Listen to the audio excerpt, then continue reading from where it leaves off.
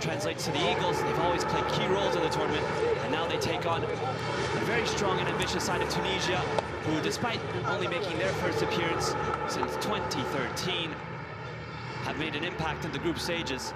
The starting 11 put in place by manager Nifty Slim Boueskar on the goal. 3 defenders. It's a 3-4-3 with some surprises.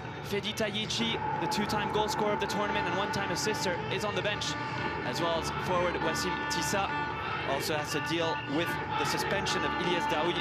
The one to look out for, though, will definitely be the forward Anis Saidi in this 3-4-3 formation. Mohamed Amin Nefti is keeping weapons on his bench for what should be a cracking match between two sides that are very heavy on the possession, believe in themselves. And even though Mali did have a little bit of a bump on the road on match day 3 in their defeat to the Côte d'Ivoire, their confidence should be remaining high, as they are a very talented and skilled team. The captains coming to the center of the pitch to decide on who starts. There you see on your screen, on your right, Issa Tunkara, the central defensive midfielder who plays his club football at Étoile du Mandé. Did not finish match day 2, but played the entirety of match day 1 and match day 3. His leadership will be decisive if les Aiglons are to reach the semi-finals, which would still, according to manager Adama Diallo, be underneath the expectations. In 2023, they finished in 4th place. This time they're looking to get to at least the final.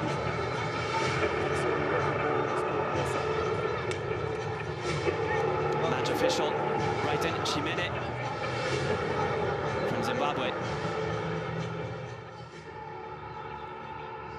It's important to note that there is a video assistant referee for the Africa Cup of Nations Under-17 tournament for all the matches. Starting in goal is Yannis Sako, who had a very difficult time against Côte d'Ivoire, but gets the vote of confidence. The 4 defenders, which remains unchanged, of Konate, Bert, Camara, and Keita. Souleymane Doumbia gets a start today, his first appearance of the tournament. Issa Tunkara, the also reliable Seydou Dembélé, the midfield talisman, will be charged with animating the offensive play. His link-up with Njiku Wabamba is one to look for. Seydou Dembélé, at 17 years old, impressing many at this tournament through his skills, through his will to play forward, through his ability, and also through his vision. That's the 4-3-3 formation that is so trusty for Adama Diallo. Of course, Issa Kone, who started against Côte d'Ivoire in the midfield, misses out on this match. And goalkeeper Lamine Sinaba, who started in a match earlier this tournament against Angola, does not get the start. It's going to be Tunisia attacking from right to left. Les Aigles de Carthage against les Aiglons. Similar in how their appellations are, similar in how they played in throughout this tournament. Of course not, because Tunisia have the best defense of the Africa Cup of Nations Under-17 tournament. But Mali went in as one of the tournament favorites. Of course they would.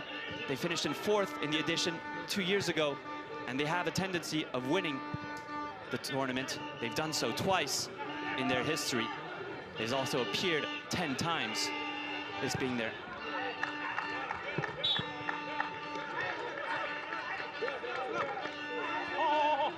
this would be their 7th semi-final, their 8th semi-final appearance if they were able to get through today. So les Aiglons manager Adama Diallo showing signs of confidence by keeping most of his team that lost against Côte d'Ivoire on match day 3 on the pitch. Of course, there's only the introduction of Souleymane Doumbia, who gets his first appearance of the Africa Cup of Nations. The Derby Academy local player will have to impress, and he will be deputying for Issa Kone, who starts this match on the bench. First foul blown by referee Brighton Chimene.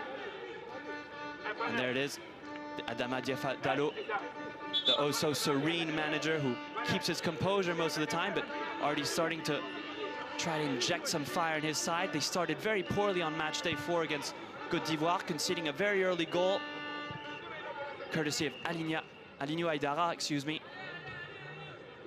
who would then double his lead after a penalty scored.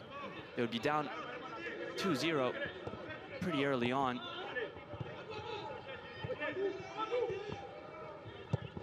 Of course, Mali did well to almost come back in the match. They clawed back all the way to 3-2. This is good from Tunisia, les Aigles de Carthage, but it's snipped by the oh-so-vigilant Thiemo Cobert. The Étoile demandée, center back. Making a statement with that tackle. It's important to start the match properly for les Aiglons. Didn't go so well just a few days ago. It's interesting to think that 12 days ago there were 16 teams competing for glory of the under-17, and by the end of the night there will only be 4. As a reminder, this is the last of the 4 quarterfinals that were played over the last 2 days. Just earlier on, Côte d'Ivoire went all the way to penalties against Senegal, where they were triumphant. Alignou Aïdara, who else to score the winning penalty? The 6-time goal scorer in this tournament.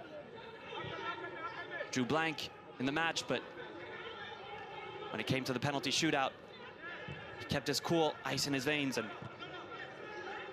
was able to get the Elephanto to the final 4.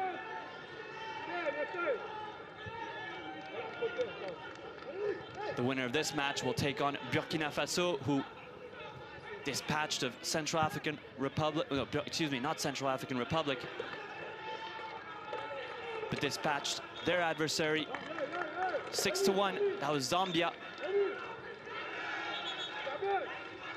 And Morocco, the 4th semi-finalist, defeated South Africa. So the host nation still qualified. And if Mali were to reach the final 4, it would be an exact repeat, a carbon copy of the 2023 edition. All 4 teams that were in the semi-finals would find themselves again back in the semi-finals, this time in Morocco. Of course, that 2023 edition was played in Algeria and was won by Senegal. First bit of offensive play from the evening coming from les Aiglons. The also industrious and the tireless Lamine Sidil Keita, just 15 years old, had his hands full against Côte d'Ivoire on match day 3, but never gave up and played until the end. Of course, I believe was unfortunate to be partially responsible for the 3rd goal, but with all his offensive runs, it wasn't surprising to see him caught out with a quick counterattack. It'll be interesting tonight because both of these sides do enjoy playing with possession. There may not be as many counterattacks or spaces behind the defensive line. However, what I can guarantee is that there will be lovely technique on display when there are several players like Yassine Mahmoud, Anis Saidi for des Aigles de Carthage, as well as Seydou Dembélé and Njiko Abamba for les Aiglons, the little Eagles of Mali.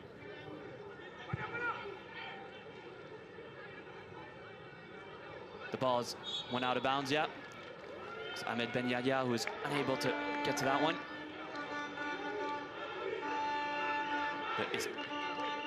The US Tunis fullback.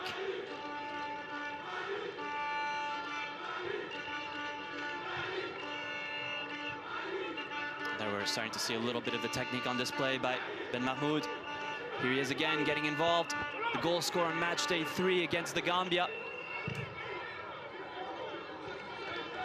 Plays a soft ball to his teammate and the cross couldn't be met. Bit of a lack of presence inside the box. Tunisia, who started the group stages with a 3-0 victory. 2 goals scored by Fedi Tayeshi. Finds himself surprisingly on the bench. He also got an assist on that match, Fedi Tayeshi, to Anis Saidi. Their second match was a 0-0 against Senegal, a stalemate. But it was also a testament to their defense. Seeing that goalkeeper Slim Boiscar, seeing green on the right of your screen, 15 years old, has only conceded 1 goal throughout the tournament. That was against the Gambia in the opening seconds of match day second half. Both teams seem to be observing, not committing too many players forward, as we saw a good example of that when the cross from the right came from Tunisia. There wasn't a huge presence inside the box, but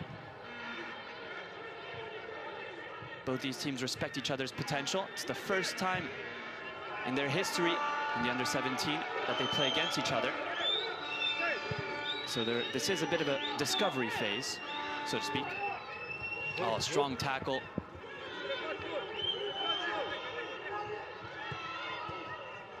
Strong challenge, and Aiglon is still on the ground.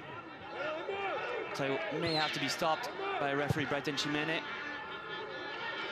unless he's able to get back up to his feet. Seydou Dembélé, lovely what he can do with his left foot. Seemed to be searching for his compatriot Njikoua Bamba. The cross was promptly blocked. Long ball, it seems like it's not going to be a troublesome one. However, Boiscar decides to punch it, not waste any time. Was that the right decision? We'll see, because Les Aiglons are gifted an opportunity. They find themselves in the box. The low cross is deflected out. And look at the presence of the Tunisians in red. At least 5-6 players coming back to defend. A good illustration of why this side is one of the most renowned defenses. And Seydou Dembélé attempted the spectacular there. You can always tell that he's going for the final pass or the shot. That was better there from Mali. Perhaps they were gifted that opportunity through that punch by goalkeeper Slim Boiscar.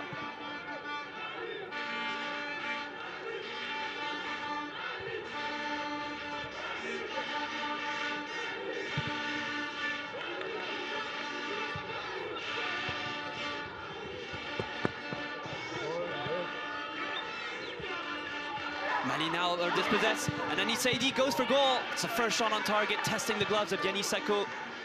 Oh, so important for Yannis Sako to make that save, the 15-year-old goalkeeper, who had a bit of a nightmare match against the Côte d'Ivoire.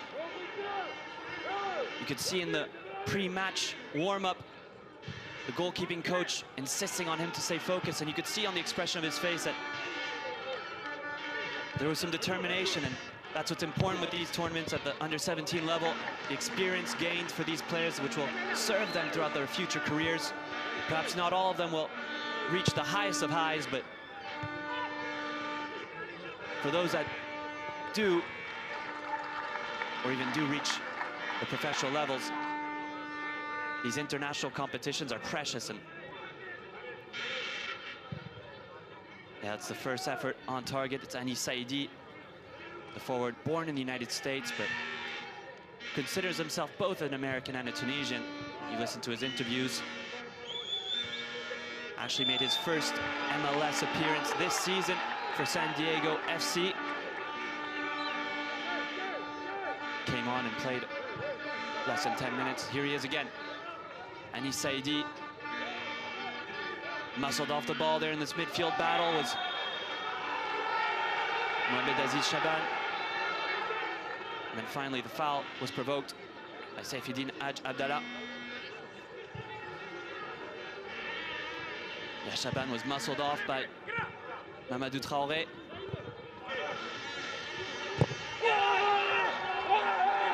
And a strong challenge, 2 players up to the ground now. Njikoua Bamba.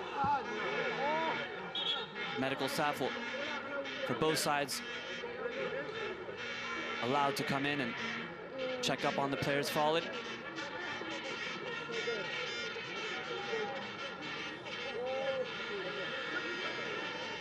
It's unfortunate to see these players go down. Hopefully they'll be able to resume, continue after a brief break. Of course, these stoppages in play are valuable for the head coaches to regroup their players and make some adjustments if they see fit.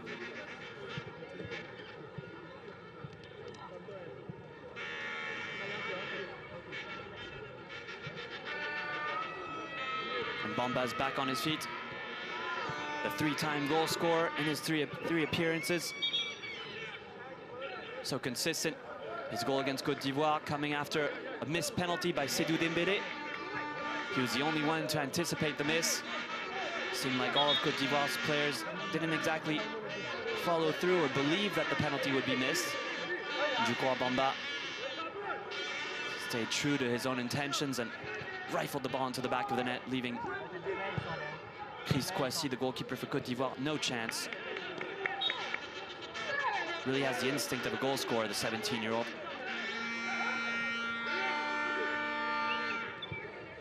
Throw played in quickly, and play has resumed on this right side for Les Aiglons, or the left for Les Aigles de Carthage. And the referee really has to get a grip on this match because there has been several stoppages and players going down to ground. Doesn't have to abuse the bookings of the yellow cards, but we'd much rather see these two sides who have the technique and the ability to move the ball cleanly and play and have an approach play that is based on accurate passing and dribbling more than challenges and fouls. It's a long ball that was a bit approximate, and no nonsense clearance with the header by the Mali midfield. Souleymane Doumbia getting his first appearance already in the quarterfinals, so sat on the bench for the first 3 matches. Adama Diéfé not finding his perfect combination for that midfield. Oh, it's a speculative pass and it goes out of bounds. It's not the best possession giveaway for Les Aigles de Carthage. They're not looking too settled at the moment. But Mali haven't made them pay just yet.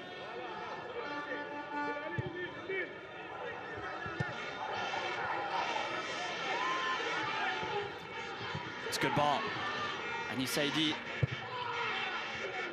strong tackle in the midfield to push it wide. Naïm Telmoudi, excuse me, no, it's Mehdi Tili. He's finding himself in very offensive positions, wearing the number 3.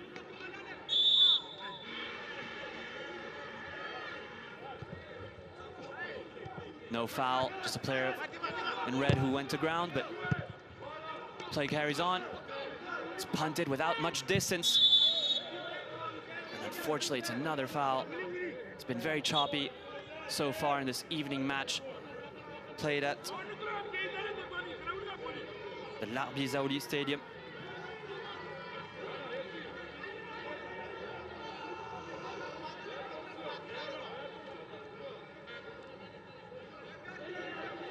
Larbi Zaouli Stadium, which is mostly used for matches played by Taza Casablanca, Raja Casablanca, and the Wydad.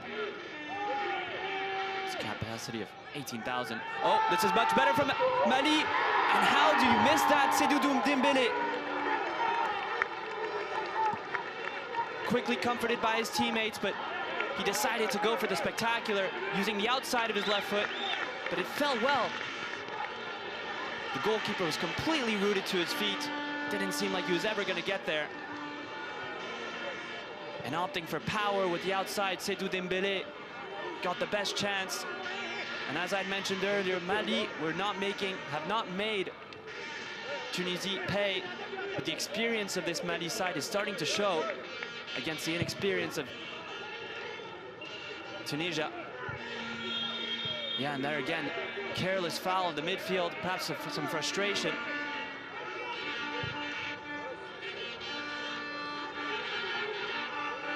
Les Aigles de Mali in the Under-17 World Cup have such a good history.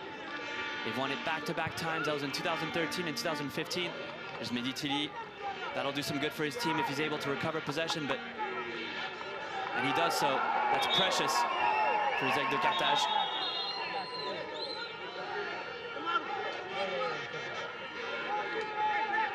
It's between Naïm Telmoudi, fullback who plays his club football at FC Nantes.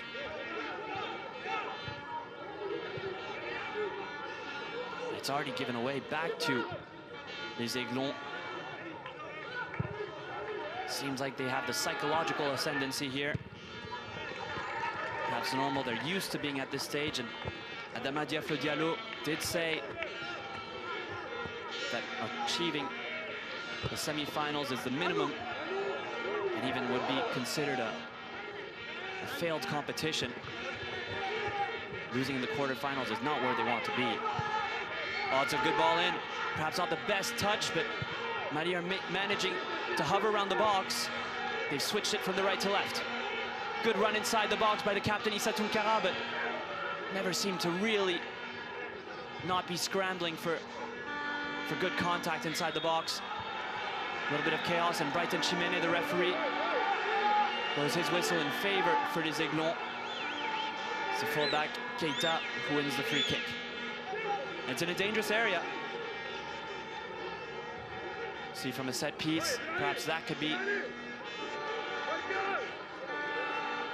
a providential moment to score the opener. To do so, they'd have to get through the iron defense of les Aigles de Carthage and Sim Boiscar, the goalkeeper wearing the number 16 for les Aigles de Carthage.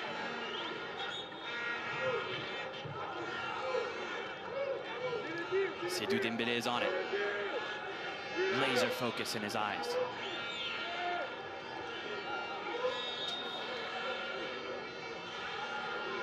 Clearly one of the players who has unsurpassed quality from his left foot. Can he offer the magic needed and find a teammate? Missed a big chance just moments ago. If he can turn into a supplier, that would be a bane for his side. It's a good delivery, and it's won by a Mali player. And Bamba unable to redirect that towards either the danger zone. Did get a touch on it, Bamba, but only helped it out of bounds for a goal kick.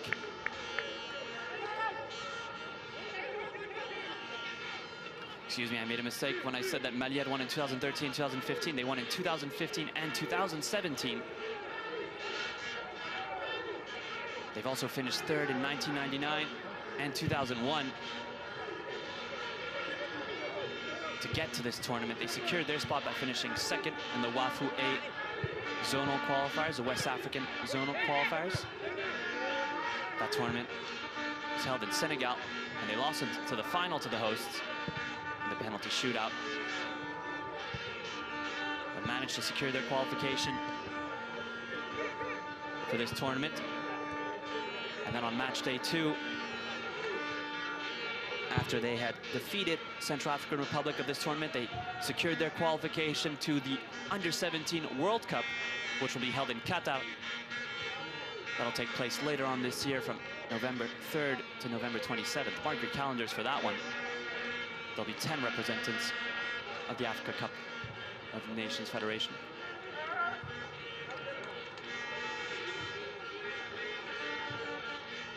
This is better from Tunisia.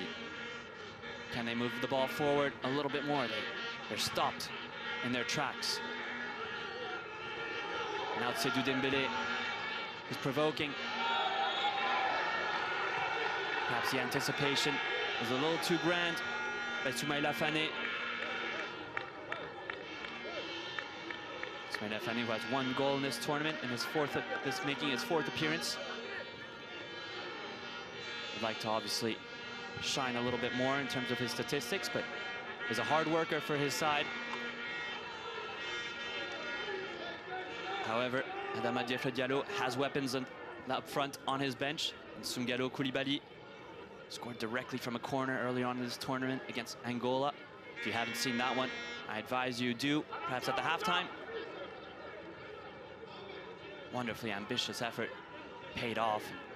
Got them the win in match day 1. Also, there's Ousmane Saban, very busy player.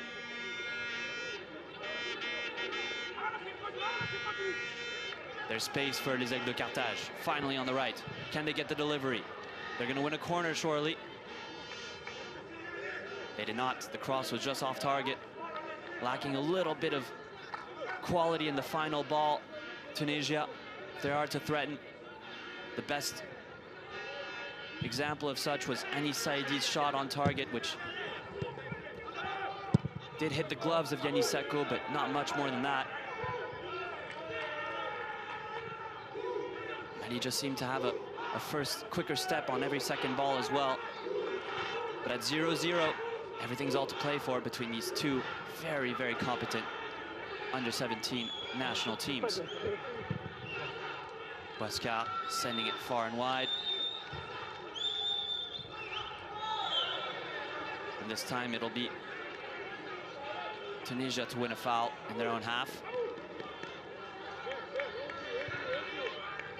Saifuddin Abdallah didn't start against Somalia on match day 1, but he's been featuring prominently since. Plays his club football in Belgium for KV Waterloo.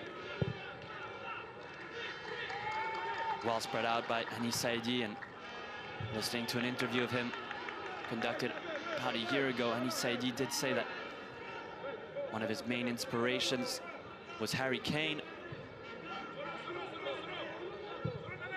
Perhaps you, the viewer, will be able to see instances where his football skills and movement, as well as team play and finishing, are similar to Harry Kane's. It's a good ball in, and it's met by the header of a Mali player. Goes wide and doesn't threaten. But they're knocking on the door.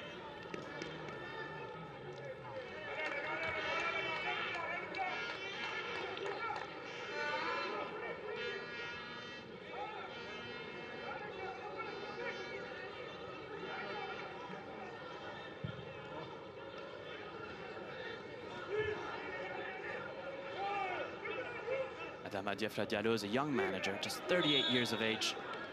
Was appointed on July 2024 to replace Soumaïla Koulibaly. It was January, rather. He's been a key figure in Malian football, though. He's built a reputation over the years and is known for an approach that's focused on technique, and we're seeing it today, as well as possession. And also is a coach that values all the academies the country has, such as the Jean-Marc Guyon, that's as well won by Bamba. He gets rid of one player with a simple touch. And this time, it's not a winning ball by Souleymane Doumbia. Pardon me, it was Mamadou Traoré.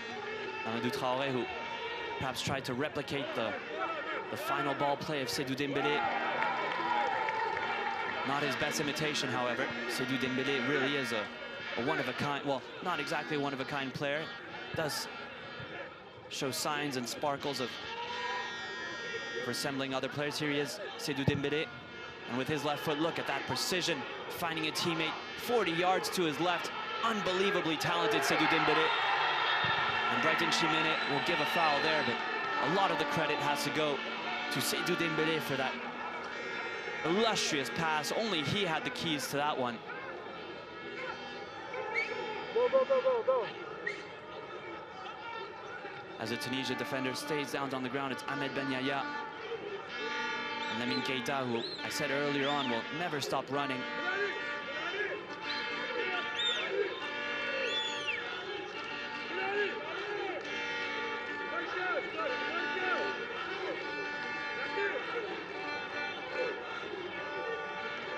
So now, surely going to be the magical left foot of Seydou Dembélé, excuse me, who will take this free kick.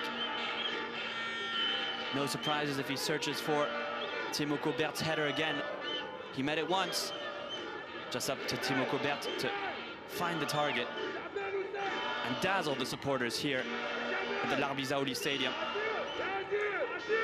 The Larbi Zaouli Stadium, which will also host the third place match of the tournament, as well as the next semi-final.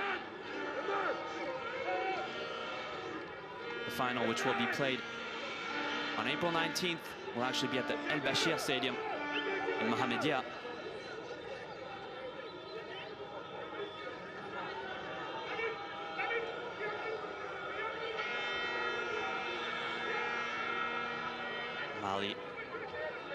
good look on goal through this chance. Similar to a Toni Kroos setup here. Dembélé is actually on the one to lay it off. Well, actually, it was laid off and Dembélé put his cleats on the ball and wins another free kick. And this time forcing for Brighton Chimene to brandish a yellow card to Mehdi Tlili. Tunisia now booked. Maybe not the most malicious foul that we've seen in the first half, but prevented Seydou Dembélé, the artist,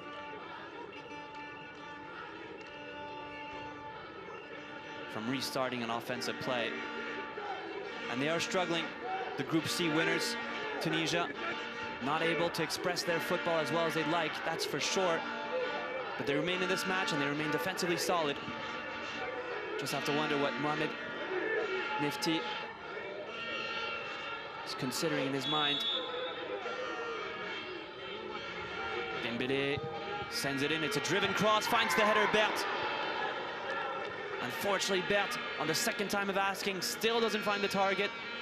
Was completely unmarked. A very imposing center-back who, making his fourth appearance, doesn't open his goal-scoring tally of the tournament just yet, but he will be a threat on all set pieces, it appears so.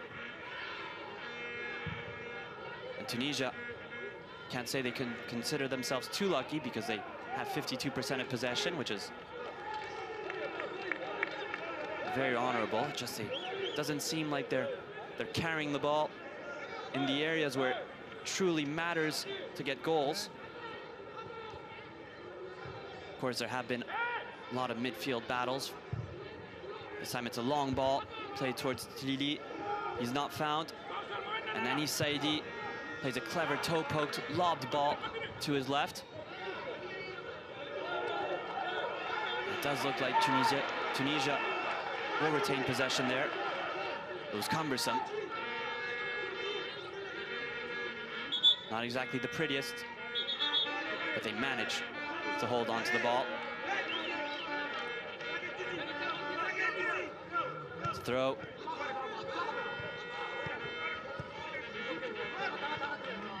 Mali have recovered, just to be given away. And a lot of the football is played in a tight space here on the left of Tunisia's attack. Perhaps they would benefit from searching to spread the game out.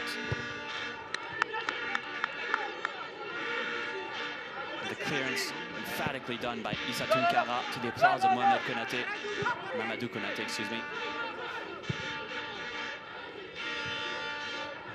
Seydou Dembélé is surrounded by players.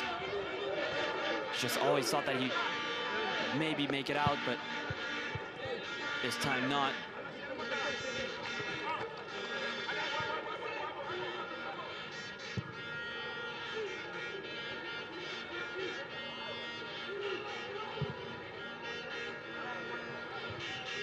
Header by Keita to stop the attack from forming. Didn't seem like there was much of a build-up anyway. It was just a long ball, but it's precious because now Les Aiglons can move forward. Settling in possession at the midfield. It's played to the fullback Mamadou Konaté. Precise pass to Soumaïla Fane. And it's interesting how the wingers are permuting or changing position. Mamadou Traoré started the match on the right. Soumaïla Fane on the left, and they keep switching, trying to cause some confusion in the defensive line of Tunisia. Not working so much, but they are trying to shift and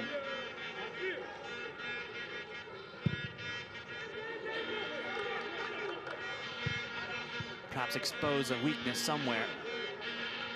However, Tunisia remains solid. Hasn't been the most thrilling encounter of football at the Larbi Zaouli Stadium. However, it's an elimination match. Both of these sides do not want to go home. You heard the manager, Mohamed Nifty, before the match. He said that they're going in with a winning mindset and not to clash after the throw-in. Brighton Chimene quickly arrives to investigate and also separate.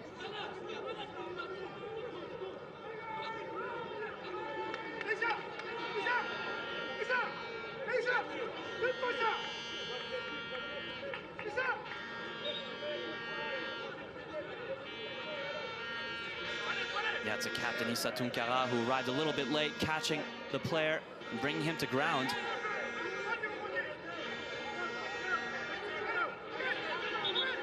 In terms of his tracking down, it was perhaps the right thing to do, but if you do so, you really have to win the ball. This time he caught all of the player. And now opens perhaps a small window of hope for Tunisia. Of course, it would be surprising if they were to score from a cross against the tall center backs of Les Aiglons. Let's see. It's played into the edge of the area. Unsurprisingly, dealt with by Les Aiglons. They have to be careful here, Tunisia, because they can get caught on the counterattack. Lovely bit of skill from Bamba. He's going to present himself one-on-one against a keeper, that's for sure, but he just misses it. Such a shame. He had done almost everything right. And we'll see if he'll be the one to rue that mistake. All he had left to do, of course, it's simple to say because he had done so much, but it seemed like the hardest part was accomplished. And if he could go back in time, how he would love to just not have overrun that ball.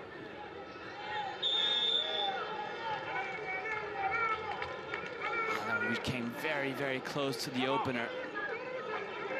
And Mali, who have missed several chances, will they regret it? Yeah, look, everything was perfect. Was he destabilized by the fall of Shaban? Not exactly. There was definitely no contact, so no foul at all. But Bamba, maybe, yeah, destabilized by the return of Naïm Telmoudi, the FC Nantes left back, coming in to perhaps destabilize and bother Njukwa Bamba. Seems like Njukwa Bamba was just looking in his rear view mirrors instead of looking ahead of him.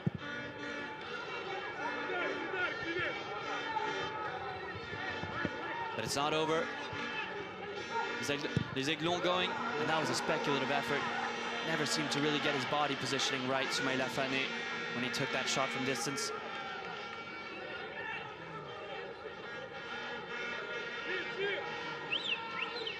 Went high and wide, as the common saying goes.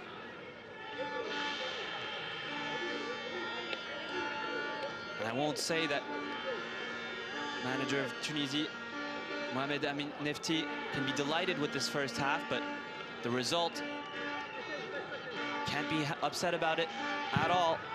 They're holding one of the favorites of the tournament to a blank slate, and it's still 0-0.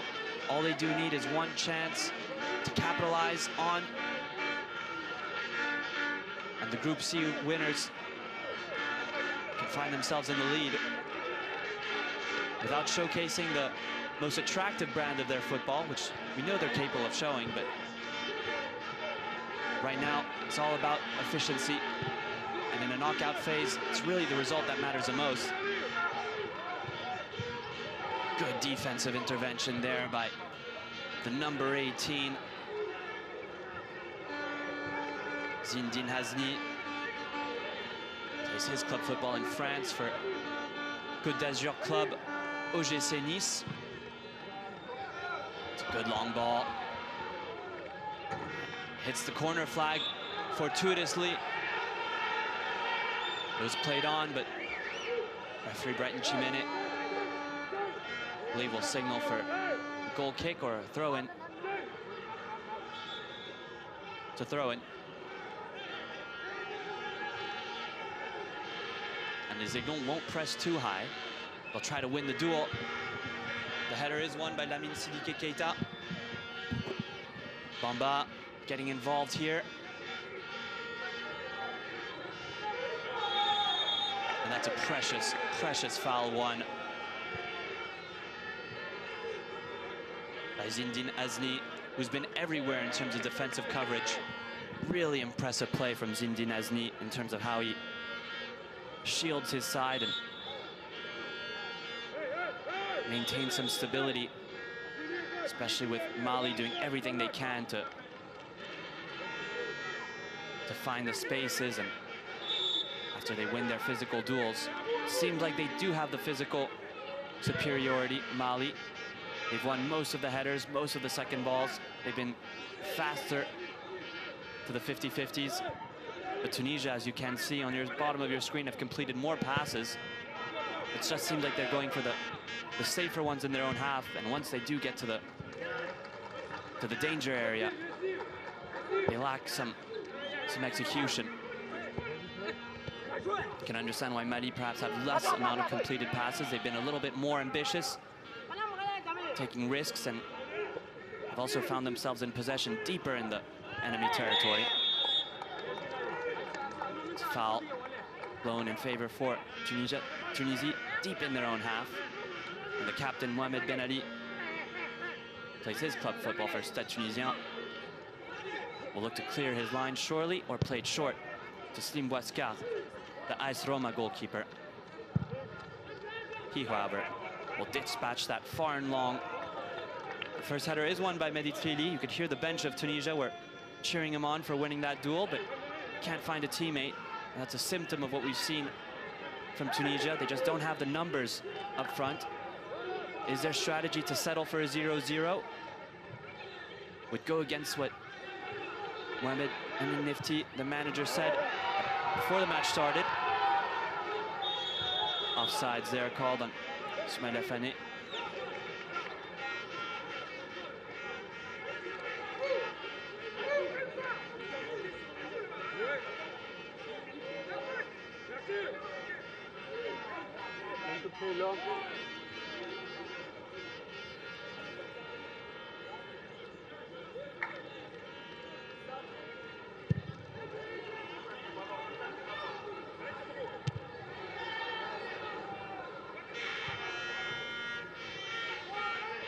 Cleaned up by Zinedine Azni. Precious for his team in the midfield, and that's a strong challenge with the arm from Njikoua Bamba, who is reacting emphatically to that foul call. Going so far as to fall to his knees and slam his fists against the ground. Some frustration, maybe also underlying frustration from his missed opportunity earlier on. If he was a little bit,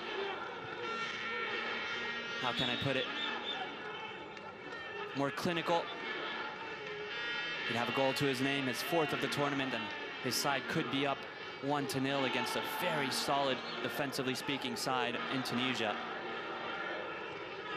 But it's still 0-0 with 5 minutes left to play at the Larbi Zaoudi Stadium in Morocco. The winner will take on Burkina Faso in semi-final 2. That match will be played on April 15th at this very stadium.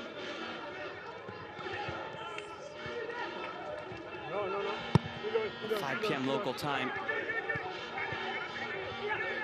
But Les Aiglons not giving up until the very end. Seydou Dembélé cutting into the middle of the pitch. He gets away from 2 players. Pushes it wide. It's delicately moved by Mali. The shot from distance, and the first save has to be parried away by the goalkeeper. Makes a double. Was he offside, Fane? I believe he was. But Slim Bouascar finally flying to his left and winning his duel against Njikoua Bamba. There was some real venom behind that shot. Whipped it to the far post. And Fane also slightly offsides. Even if he had scored, video assistant refereeing would have called that one back. But Njikoua Bamba, we saw him just a few instances ago collecting a yellow card. We much prefer to see him facing the goal with the ball at his feet. Or a little bit, or either played in the distance from a through ball, but showcasing his skills and his poise to score. Bert simply passes it out. Tunisia pressing high, but doesn't seem like they're all doing so at once.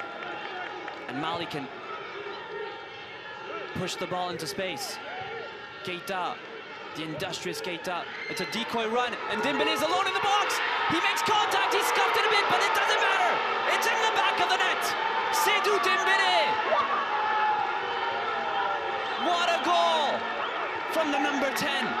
The JMG Academy Bamako player making a statement to the continent of Africa. His left foot did not disappoint him this time. Even though it didn't seem like the cleanest contact, it's enough to beat Slim Bouaskar. And les Aiglons are up 1-0 here at the Slarbi Zaouli Stadium in the quarterfinals. Oh, what vision on that long ball. And just seemed like the Tunisia players were very slow to react to it. And the link up between Bamba and Dembélé, which I mentioned earlier on in the match. It's beautiful to see them combine. They just know exactly where they'll find each other. And look at, you could see how much it meant for Seydou Dembélé. Missed a penalty on match day 3, but still scored. And now he gets the all-important opener in what was a very difficult game and thwarts the best defense of the tournament with that goal.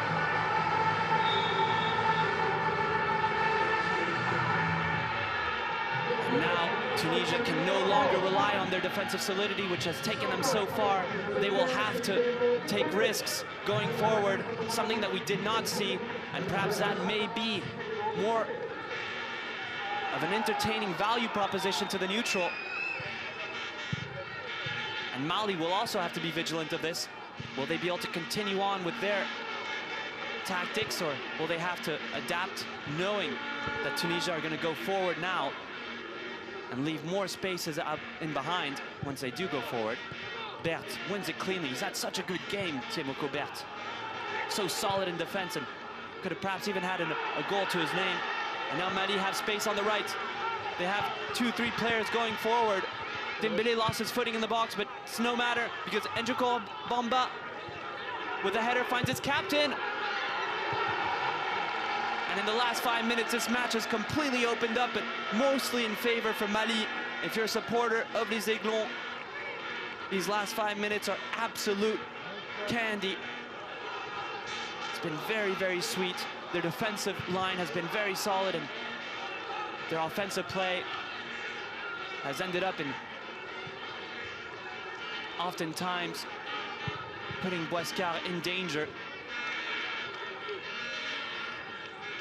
So now if the score were to stand, Mali would find themselves in the semi-finals to take on Burkina Faso. Oh, it's a bad touch by Zinedine Azni this time, who's been quite good, but maybe a little bit fatigued and overwhelmed by all the pressure of les Aiglons Mali. And Dembélé did not give up and goes to ground. Concedes the foul, but seems to be the one to be worse off after that challenge.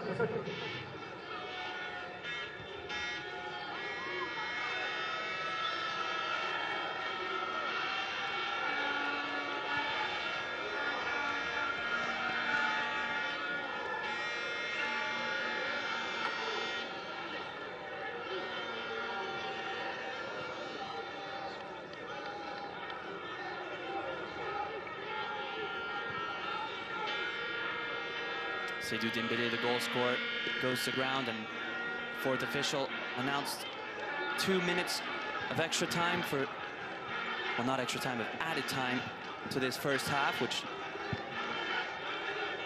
you can say the first quarter of the match, or the first half of the first half, perhaps wasn't the most memorable in terms of chances created, but was intriguing as to how these teams are feeling each other out.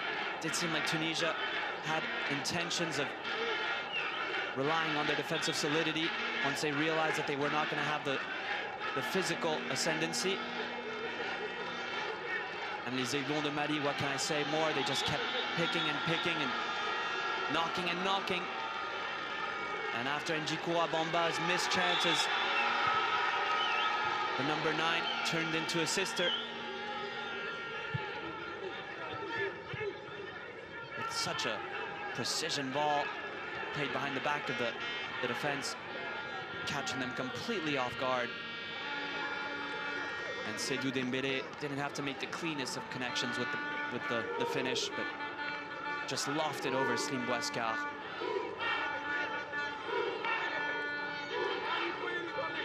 And it's going to be making for a thrilling second half, because now manager Mohamed Nifty is going to have to make adjustments. Surely he has the weapons on his bench, and Fedi Taichi, two-time goal scorer in this tournament, and Wassim Tissa as well. It's 1-0 at the half for les Aiglons, and it was deserved. Seydou Dembélé was perhaps the most adventurous, the most outgoing player on the pitch, and he was rewarded with the opening goal, courtesy of a wonderful ball by Njikoua Bamba.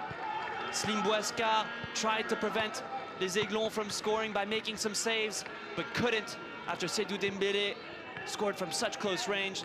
Timoko Berthe as well had an incredible first half, keeping the defensive line solid, either through the ground or through his aerial wins.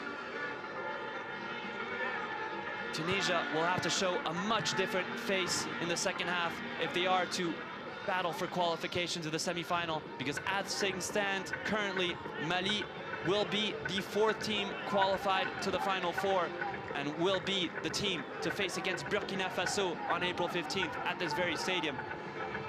Don't leave us. Come back after the halftime. Thank you for following these opening 45 minutes.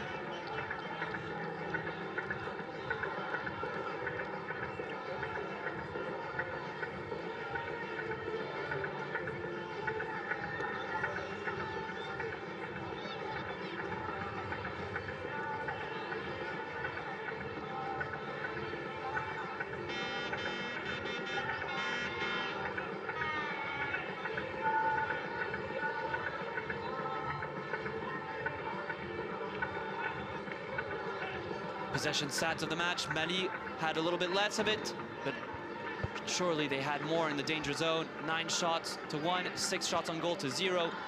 It was a match full of fouls, 10-8. No corners, however, and 2 offside calls. 1 yellow card were brandished each. The one for Mali to the striker Njikoua Bamba. The yellow card was given to Mehdi Plili.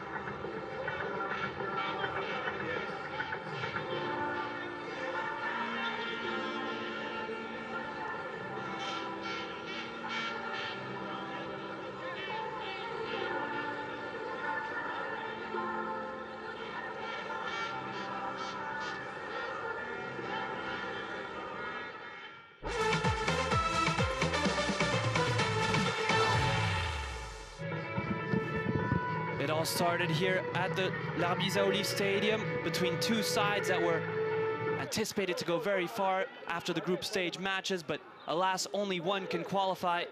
Les Aiglons de Mali finished their group stage campaign with a 4-1 defeat and tried to start with a much different face. They conceded the first chance of the match to Anis Saidi. That would be Tunisia's only shot, however. Didn't exactly sting the palms of Yanis Sakho, but he did make the save at the right time. From that moment on, offensively speaking, Mali would have the best chances of the half. Seydou Dembélé would be frustrated to not hit the target there. It seems like it's all he had to do, was in such a favorable position when he presented himself against Boiscard.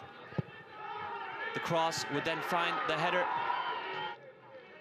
of a compatriot, Mamadou Konaté, finding the header.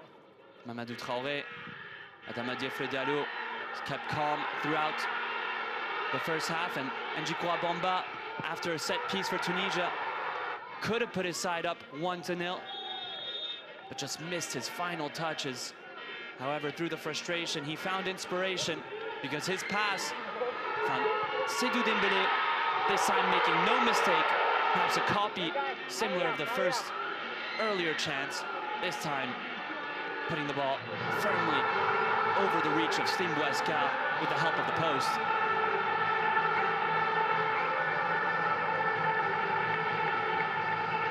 Forcing Tunisia to have to rethink their plans at the halftime. And it'll be 45 minutes. That'll be so crucial for both these sides. We'll see who qualifies for the semi-final.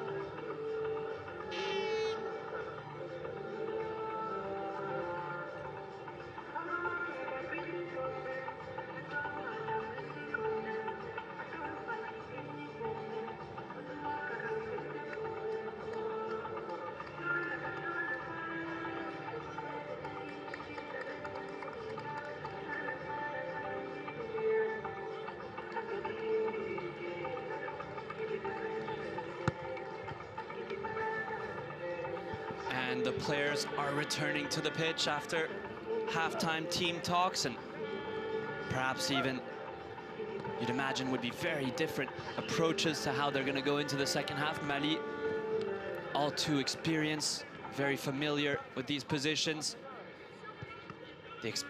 Their expectations are to reach the final. Tunisia, their first Africa Cup of Nations appearance since 2013, so it's been a 12-year absence. And through their qualification process, perhaps weren't even supposed to be present in this tournament.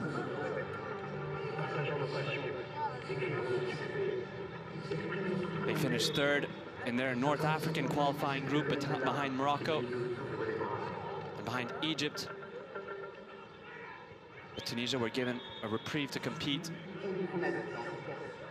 And now they have 45 minutes to change the tide, reverse what was a very dominant display by les Aiglons of Mali.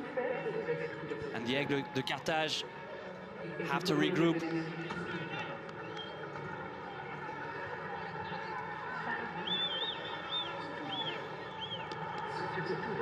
Their 3-4-3 formation didn't seem to be the most offensive. They really lacked presence in the opposition box.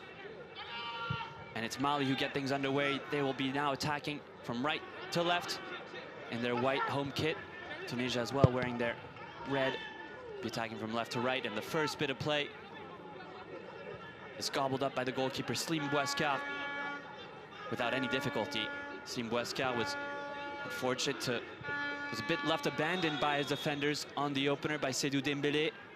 Completely left alone inside the box, and difficult execution to get that volley on. He attempted it though. He has that bravery, he has that confidence, and that, how do you say it, pedigree. Before this tournament started, Seydou Dembélé was already considered to be one of the players to watch, product of the prestigious Jean-Marc Guillou Academy in Bamako.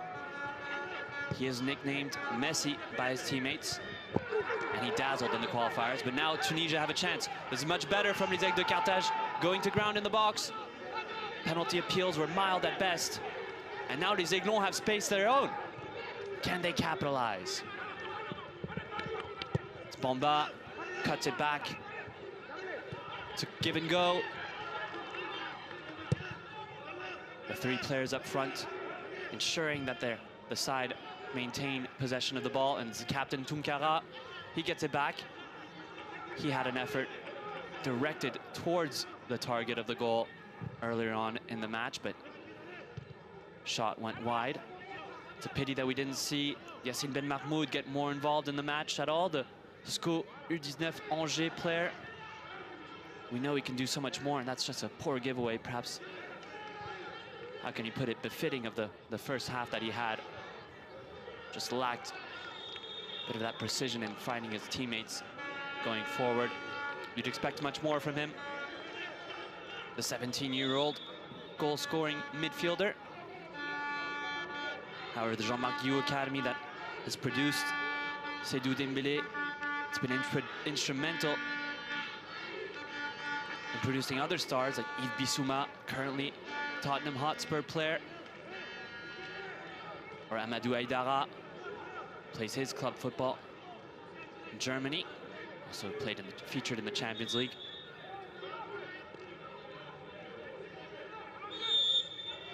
Head coach Adama Diafra Diallo of Mali stated before the tournament started that if Mali has consistently returned to youth competitions in recent years, it is largely due to these academies that we have.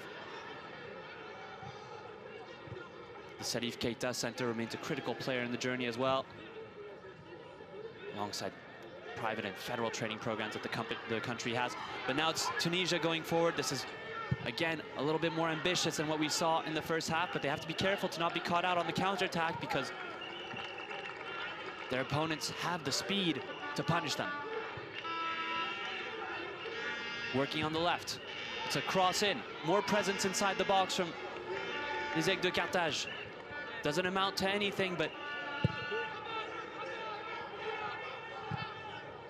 finally some forward play where key passes are being made, and we're finding numbers of red kits in and outside the box of the opposition territory and opposition half.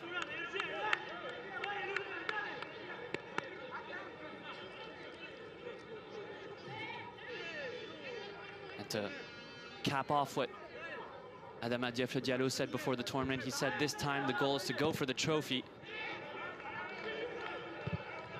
So it's no surprise to see this side play with so much confidence. And they've reversed completely their mindset after losing to Côte d'Ivoire 4-2 in the groups. It's possible that there is a rematch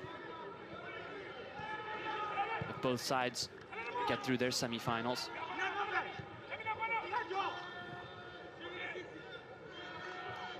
Côte d'Ivoire will have to defeat hosts Morocco, and Mali, if they're able to get through Tunisia tonight, will have to defeat Burkina Faso.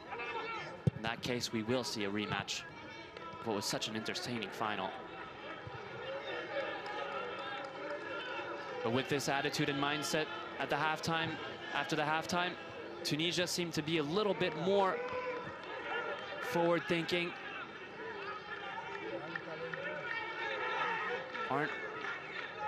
Aren't threatening Yannis Sako, the goalkeeper for Mali, yet.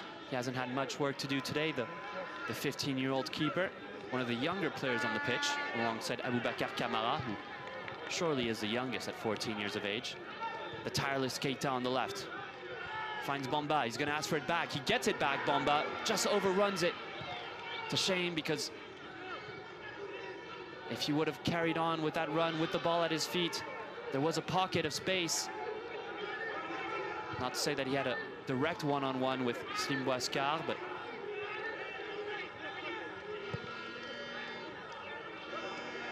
Ben Mahmoud getting much more involved in gameplay. And this is better from Tunisia. Mali wouldn't like to seem a little bit less comfortable.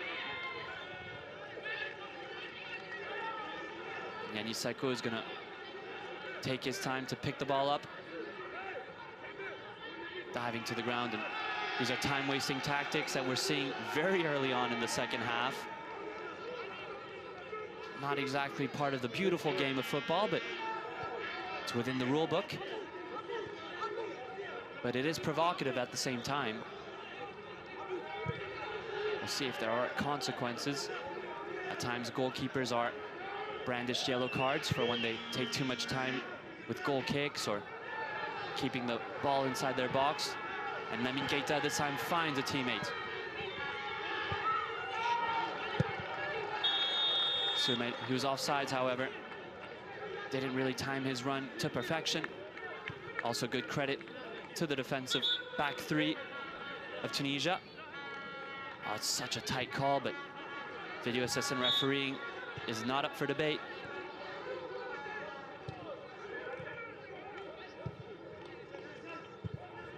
One-touch pass forward. But it was cut out and well read by Lamine Keita. If it isn't obvious, I've noticed how much he runs and how much output he delivers for his side and how precious it can be. The number 20 for Mali, one to look out for. Just like this player is too. Anis Saidi spreads it to his teammate, Aziz Shaban. Ben Mahmoud. And it's poked out by Lamine Keita again, blocking the play from developing. But Tunisia might insist on their right. Seems like that's where it's going towards. Zindine Azni, first name Zindine, can imagine what the inspiration behind that was. He comes forward on the right, he's driving, just lacks a little bit of quality, but also let down by his teammates. Nobody was in the box.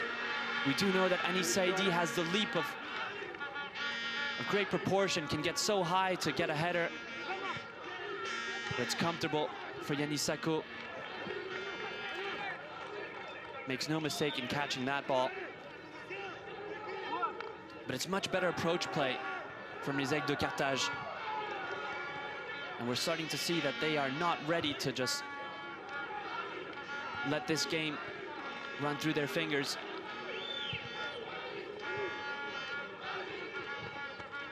Their first half was not their best showing. They didn't put their best foot forward. But of course, Seydou Dembélé, confusion between the two players.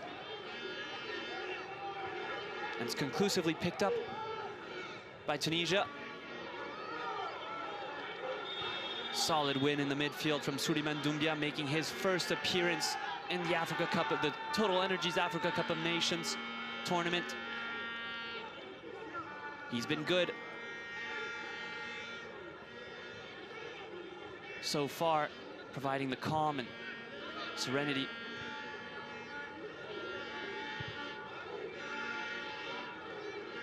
Keita cuts it back, doesn't have too many options, but with his weaker right foot in search of his forward Bamba. They win a throw-in, however, Mali. They won't rush to take it.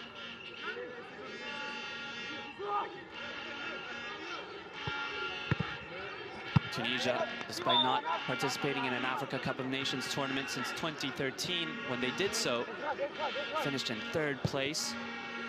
Firas Ben Larbi was part of the historical team, making his mark with remarkable performances. Since then, it's been a long 12 years, and they brought moments of joy in the group stages. If they were to bow out without at least scoring, they could be disappointed, and it would be their second outing of the tournament without a goal.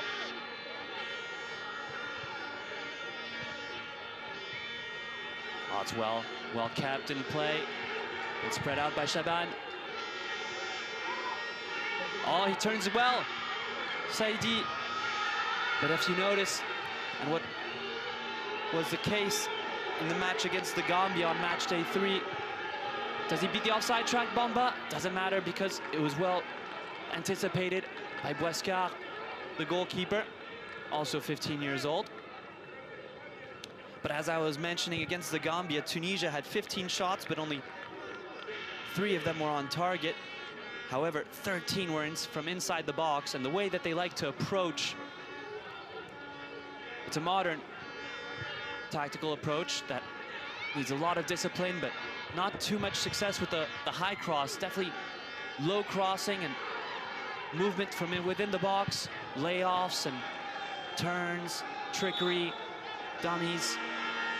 Something that we haven't seen enough, but we got a glimpse of it through Anis Saidi, and now a predictable substitution is to be made. It's going to be the introduction of Fedi Taishi, the two-goal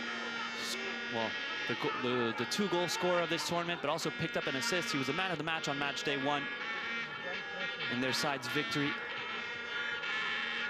against Somalia. If I'm not mistaken, Somalia known as the Water Elephants. Mali, all of a sudden finding themselves in a good position to score. Dembélé getting on his left foot, he fakes everybody out. Bamba still keeps it, goes to a goal for his left. It's not cleared, and it goes just wide. It was bobbling all over the place. And the foot of Mamadou Traoré didn't connect with it perfectly. He did well, the 15-year-old. Generated so much power with very little momentum, which is impressive, but it's just unfortunate that he wasn't able to find the target from so close. It's a warning sign for Tunisia, who seem to be settling in better to this match than they did in the first half, but they can be exposed by the technical brilliance and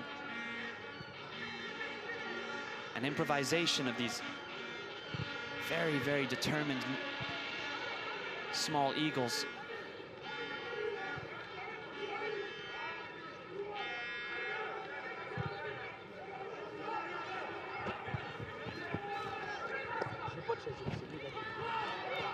Oh, he goes to ground, Anis Saidi, but doesn't convince referee Brighton Chimene to blow his whistle, so Les Aiglons will carry on.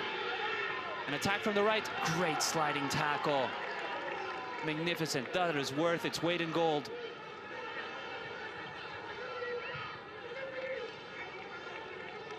And offers some respite for Tunisia. incredible. Again, wonderful defending on display. Perhaps these opening 15 minutes of the second half haven't been rich in chances created, but we've seen some incredible defensive saving plays. Lamine Sidiki Keita, as well as Naïm Tenmoudi, who also did very well earlier on in the first half to, I believe, destabilize Njiko Bamba when he presented himself one-on-one with the keeper. Missed his touch, but a little bit of a miscommunication moment, but Tunisia managed to save grace.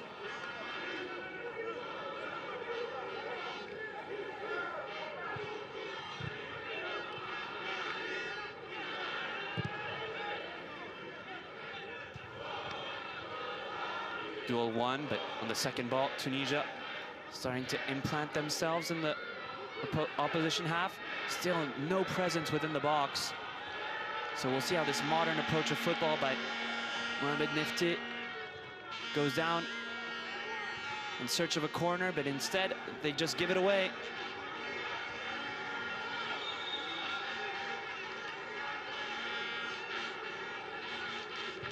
And the supporters present at the Larbizaouli Stadium, encouraging their sides to go forward and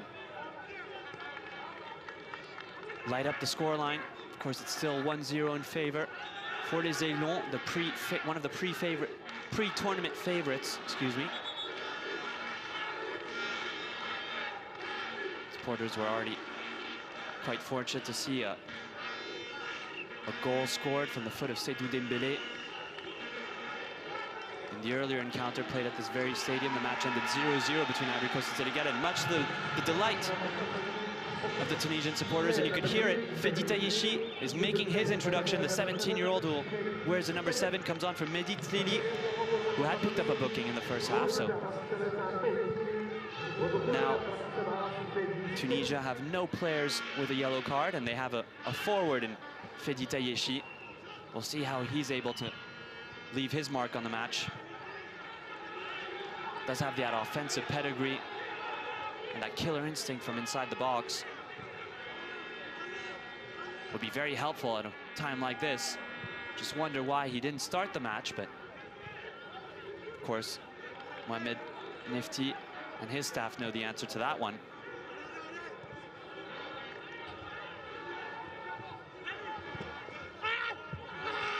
Ooh, you could hear the yells from Keita, the fullback, but maybe over-dramatized because he's back on his feet. From my angle, it did seem like the Aiglons won his challenge against the number 8, Haj Abdallah, but referee deemed it was an illicit challenge, so foul in favor for the side in red. On the replay, maybe I was wrong. Seemed like a 50-50 challenge nonetheless.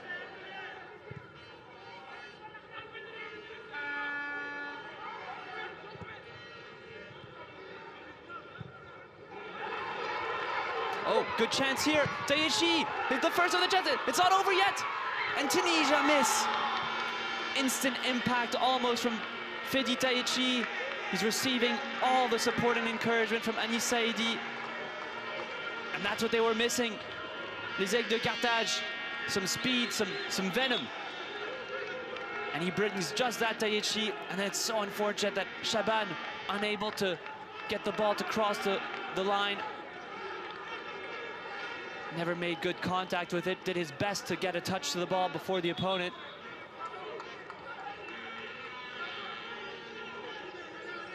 And now we're starting to see why Tunisia were group leaders. They have that ability to catch their opponents off guard and punish them with a shot from inside of the box.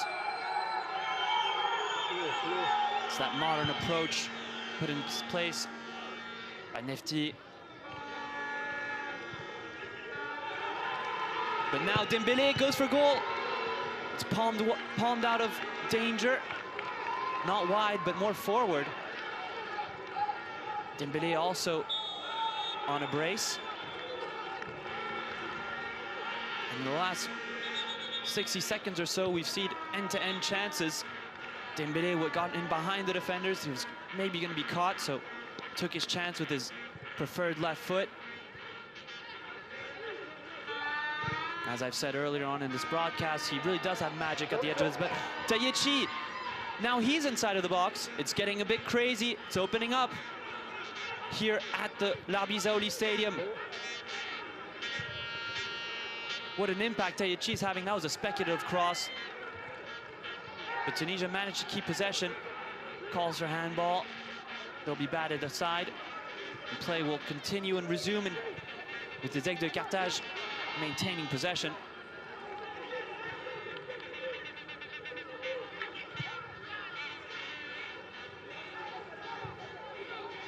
Tayechi, the Club Africain, signed 17-year-old. He's been riveting from the moment he's set his feet on the pitch, and by the reaction of the supporters, you could tell they were awaiting for his substitution to be made. Fedi Tayechi won't be the last we'll be hearing of him tonight, surely. Does bring that hunger, and now Yannis Sako may be tested in his own box. Didn't do the best against the Ivory Coast or Côte d'Ivoire on match day 3 in terms of the aerial situations.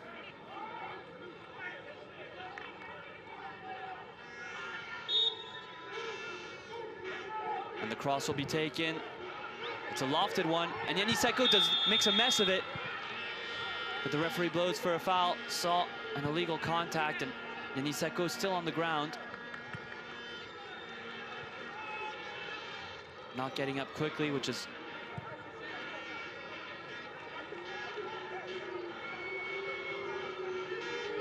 slightly concerning. Is this time wasting, however? We did see a little bit of that from him earlier on, and maybe taking advantage of this favorable foul call. Of course, he does take a big contact from Akid, Abdesalam Akid, who came in with so much momentum. 2 years older, the CS Sfaxien center back.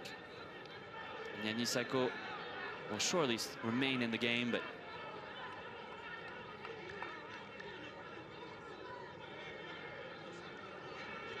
interesting delivery on the cross towards Yannis Sako. Seemed like that the idea was to trouble him and test his aerial prowess. He passes the test. Tunisia do not convert from that set piece.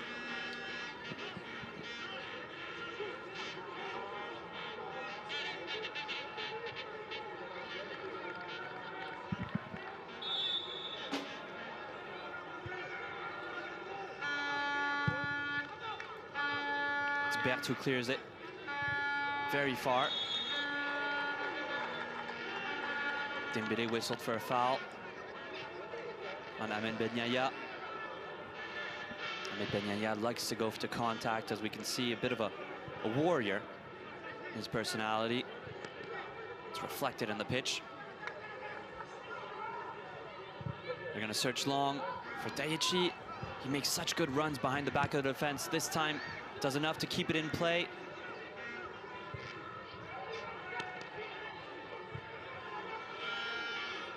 And although Tunisia did have most of the ball in terms of the possession stats in the first half, it wasn't as effective as it's been this half, that's for sure.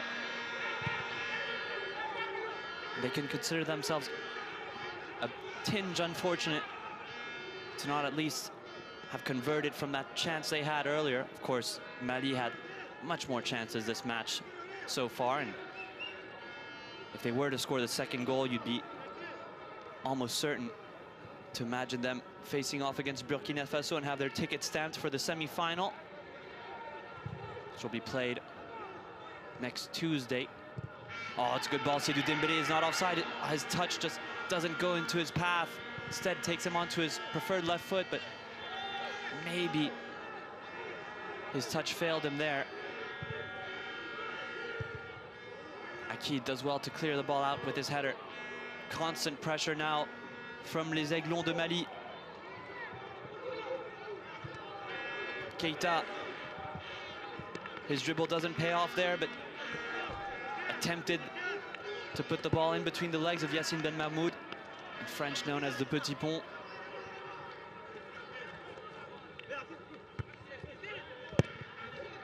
Keita this time does find his teammate. The touch goes far by Traoré, or Fane, excuse me. Fane surrounded by two Tunisia players. It's choppy. Fane does well to find Aboubakar Kamara getting involved in the gameplay, the center back. Now at the edge of the 18-yard box. Bamba gives it back to Kamara. And the center back, Aboubakar Kamara, 14 years of age, almost got the second goal of the match.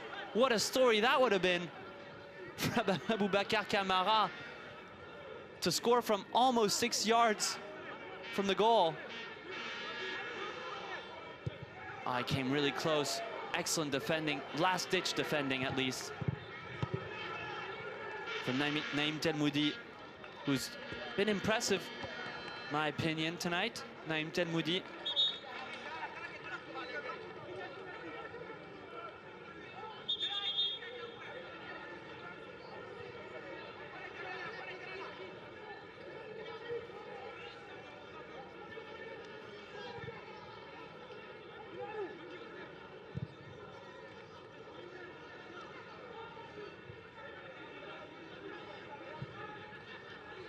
Can Tunisia unlock the code? Mali's defense looks very solid, and their midfield, their transitions to the attackers are, for the most part, quite effective.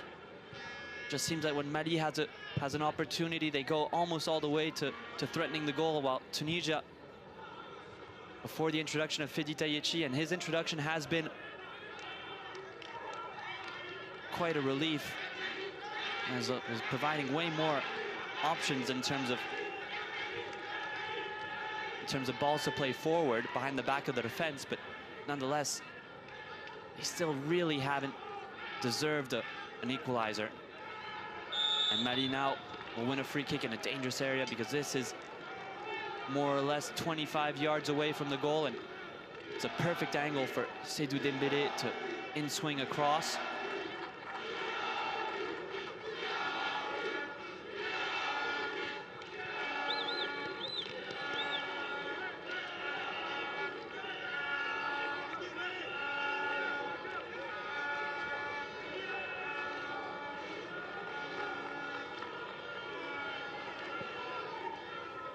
Adama Diallo not making any substitutions yet.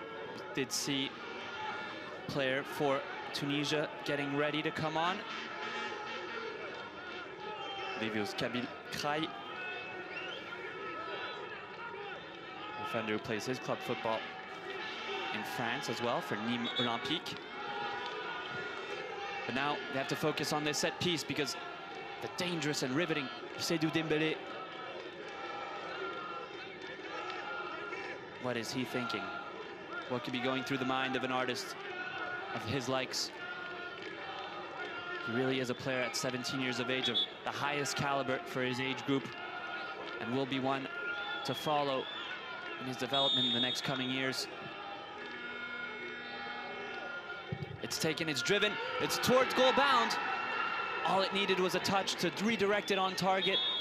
Wouldn't need any power, because he generated it all with that cross. All it needed was to be tipped or touched towards the goal.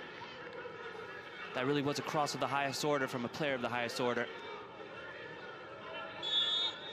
And Mali could regret not putting in a touch and doubling their lead against an opponent who hasn't shown it too much tonight, but is capable. Changing the tide, especially just being down 1-0. Mali may ask again. Just feels like all the final passes go through Seydou Dembélé, however. Not to say that the other offensive players lack ambition, but Seydou Dembélé really is the talisman and the one to, given the tasks of finding the final ball, or at least driving for the final to be found in the final area. Here's Bamba, finds Dembélé, and maybe Dembélé will, no, pardon me, that wasn't Dembélé. Here he is now, does get involved. Gets perhaps an assist. No, the shot by Soumaïla Fane goes wide.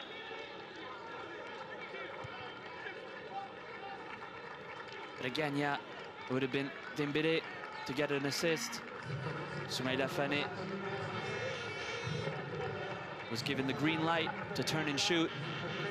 Disappointment on the face of Slim Boascar. He does see his side giving up ground. They started off a lot better when Fidi Taichi was introduced, and little by little just lost their grip on the momentum of the match. And Toiti will come on. Fazi Shaban.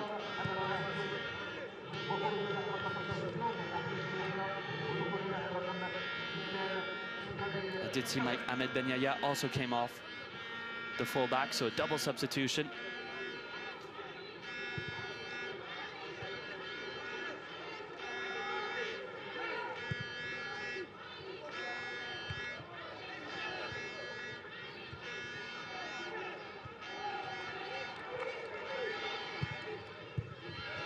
Oh, it had to be perfect there, the tackle by Timo Kobert, and it was. And we've seen way too many of these deep crosses from Tunisia not find any takers.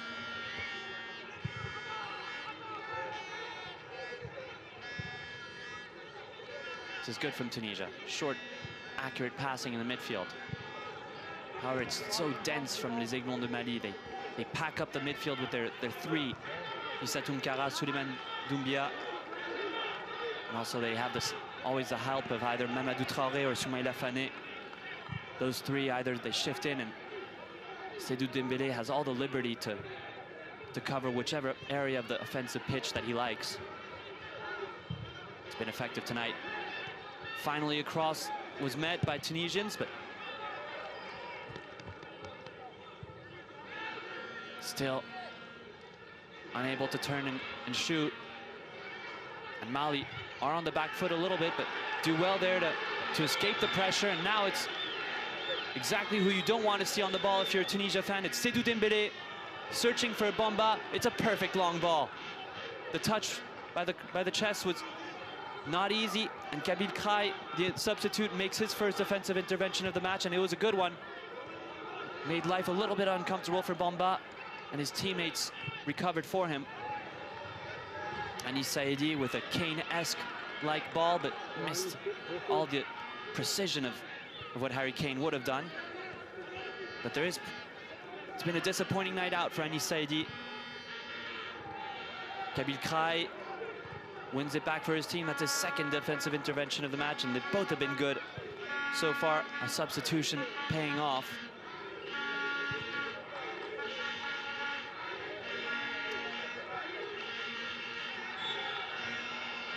Dembélé winning a foul this time, and he'll be celebrating that one. Not as much as he did his goal, but fists in the air. He knows that was important to win against El Moudi.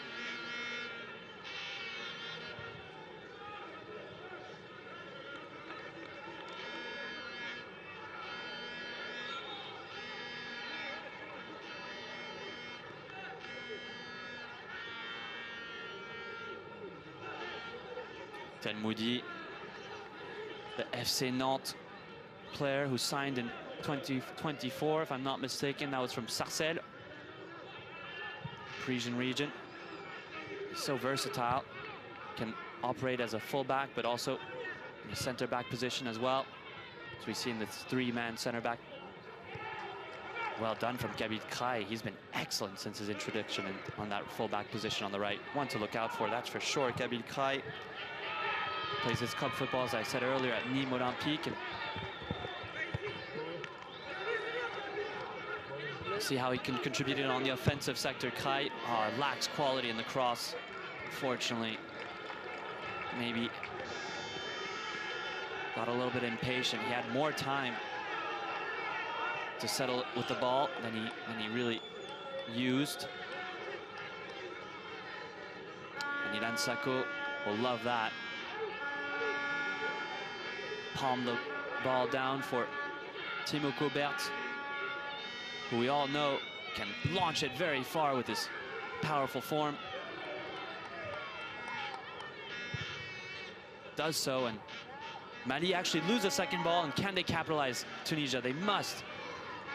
It was an ambitious long ball in the direction of Faïd Teichi's run. And Saïdi's going to get it back. He needs to be perfect with this cross. It is a good cross, and it finds the back of the net. Wonderful scenes here. Goal! Tunisia tie the match just when they had to. They take advantage of the maybe over-comfortable Yanis Sakho, and the substitutions made by Mohamed Amin Nefti paid off. 1-1 in this quarterfinal.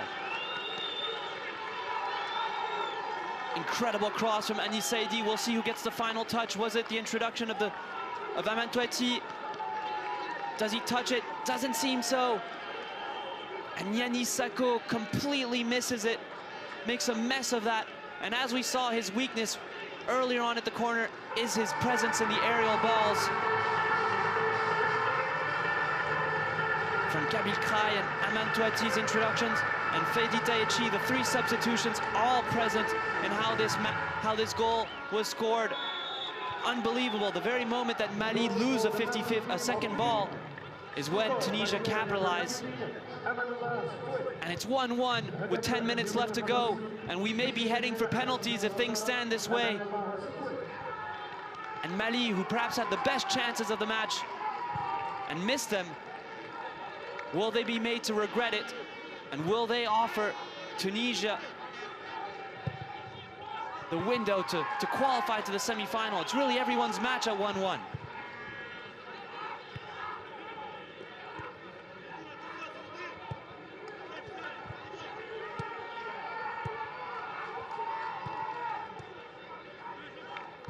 Wow. It was from a throw-in by Faïd Teichi to Anis Saïdi, who wasn't under any pressure, really adjusted a perfect ball. And just as I had said, he was having a disappointing night. Anis Saïdi redeems himself and brings his country so close to a historic qualification to the semi-finals. But Seydou Dembélé may have something to say about that for Les Aiglons. Can he play a pivotal role again? For those watching tonight who also followed the Conference League football match yesterday, that mistake made by Yanis Sakho was similar to André Onana's against Olympique Lyonnais. And he allowed a cross from Thiago Almada to bounce untouched into the back of the net. Not exactly the best association for Yanis Sakho, the goalkeeper of Mali. Didn't have the best outing against Côte d'Ivoire. Wasn't too worried today, but when he was called upon, he made the mistake. And Tunisia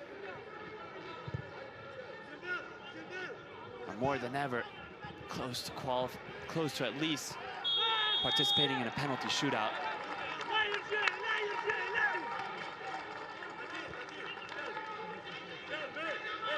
So disappointing if you're a supporter of Mali.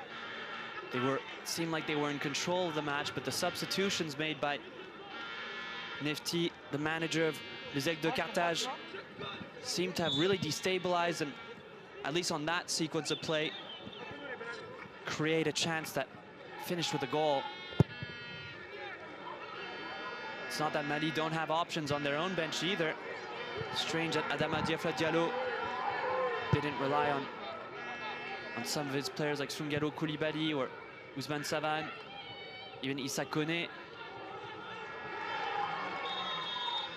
Just seems like Tunisia benefited from some freshness when they scored that goal.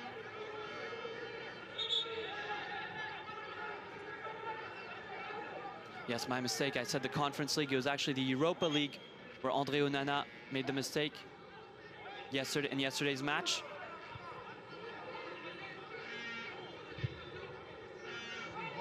Playing for Manchester United. Of course, the match ended 2-2 against Olympique Lyonnais. In another match, there was another Mali player.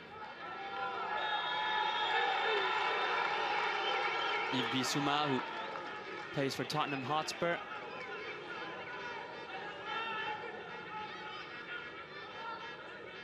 Wasn't involved, but his club side drew against Frankfurt 1-1.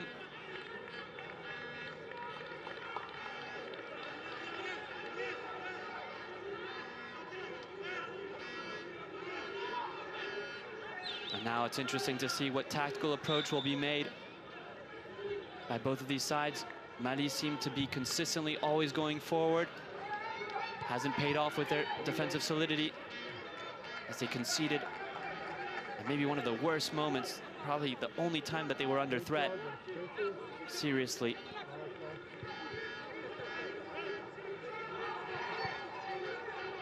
And will we be going to penalty shootouts? That is left to be seen. With a little bit over 5 minutes to go, it's highly possible. Lamine Keita finally gets away of Kai, gets away from two. Just lacks the final ball, and wins a corner at least. Rewarded for all his efforts, not at all actually. And Lamine Keita, I think he'll be one to look out for in the future. Just so powerful, and even at the 85th minute, careering forward, marauding forward. And the attitude and on the bench is clearly, there's more optimism for the side that equalized than the side that took the goal. Conceded, at least.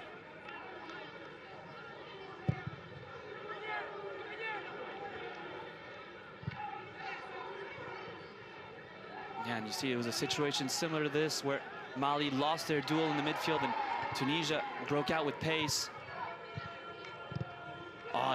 Sophisticated play from Mali. The touch from Bamba goes too far, but again, that first time pass, so difficult to execute by Seydou Dembélé, but he made it work. What goes through your mind, Seydou Dembélé? And more importantly, how do you execute it? It's just, wow. It's as if he's just 2 steps ahead of everybody else on the pitch.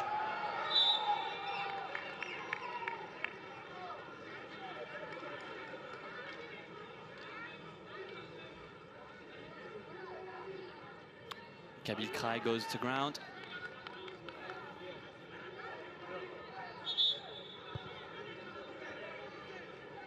Yeah, the replay of that pass, it was perfect, but Bamba's touch, of course, he was covered well by 2 defenders. Naim Tenmoudi, who's been busy most of the day, and I believe it was also Mohamed Ben Ali.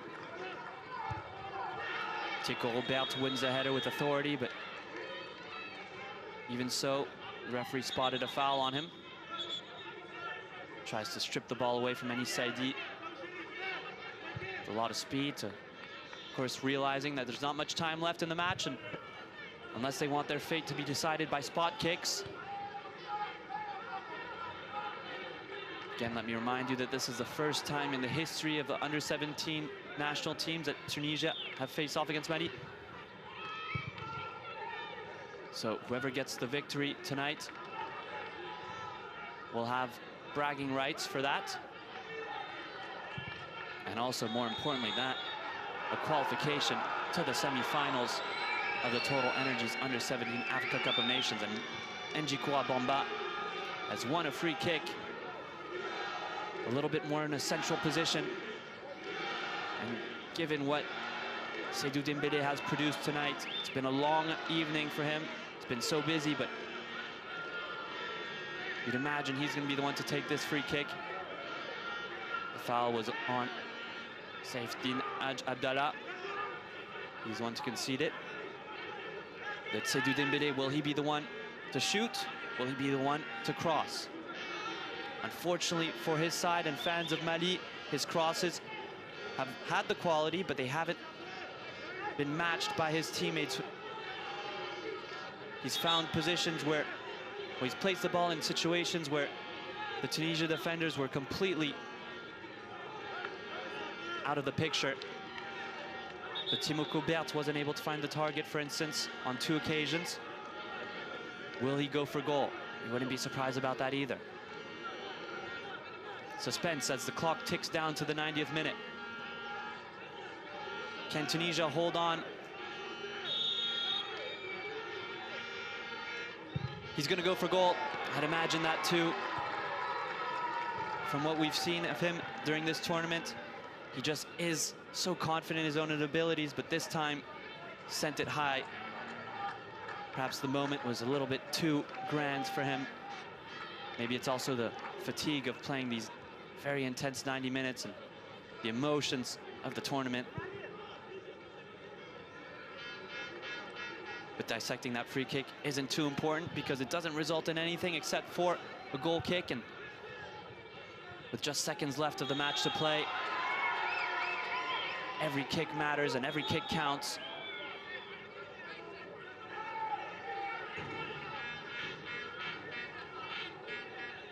Foul won this time by Haj Abdallah, who goes from committer of foul to winner of free kick. And finally, we'll see a substitution to be made. Oh no, excuse me. There still hasn't been a substitution made for the away side. It's going to be Youssef Mouktari coming on for Yassine Ben Mahmoud, who will not take part in the penalty shootout. Youssef Mouktari, who plays his club football for Club Africain.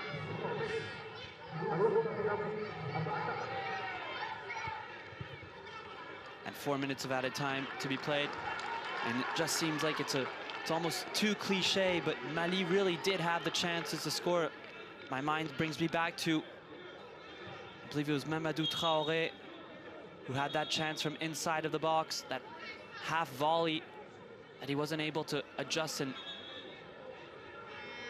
target inside the post. It went just wide. From that moment on, Mali didn't have the greatest chances, but that really was the moment that they could have executed and put themselves in the driver's seat. Instead, they opened themselves up to an equalizer, and they got it, Tunisia. And all credit to les Aigles de Carthage and manager Mohamed Nefti. He drew level against the pre-tournament favorite.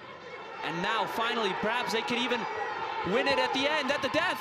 Tahichi.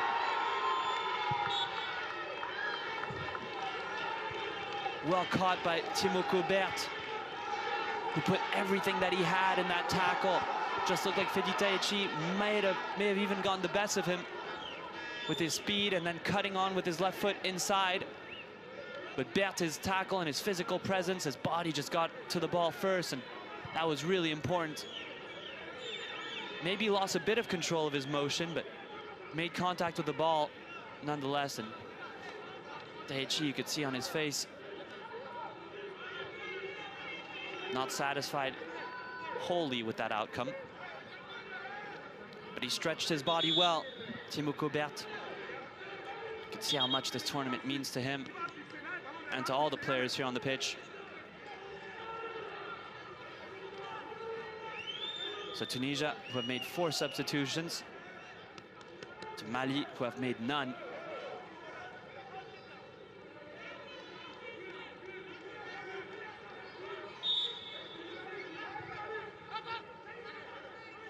Here he is again. Is it going to fall to... It's going to fall to a Tunisia player. And the game-saving header by Souleymane Doumbia. Because it didn't seem like Yannis Sako was on that trajectory. And Zindine Azni, with the inside of his right foot, was about to kiss underneath the crossbar. Didn't have all the power, but surely was on target, because if not, the header of Souleymane Doumbia wouldn't have been the game saver. And Mali, who went from 1-0 up at the 79th minute to perhaps being eliminated in added time, it's a disaster finish. They're maybe the side who are hoping for the referee to blow the final whistle. The momentum firmly in favor of Tunisia, and from the moment they introduced Fedi Tahichi, it's been a different match. Is it going to fall to Kabil Kral? Here he is, the number 7, Tahichi. Less than a minute left on the clock. He's double teamed, and they take no risks in clearing the ball. Almost no serenity in this defense of Mali, and they are making a substitution.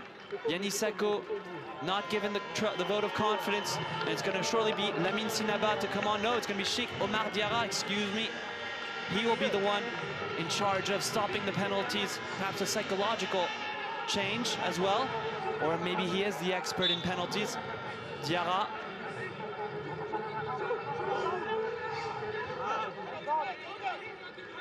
Also just born in 2010, 15 years of age. Diarra has to not concede here. He's entering cold.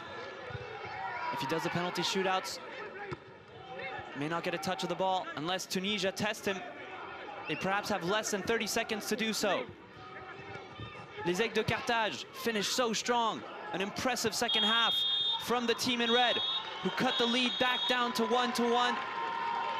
And it's referee Brighton Chimene blows the whistle. We will have penalties here in Casablanca at the Stade Larbi-Zaouli Stadium.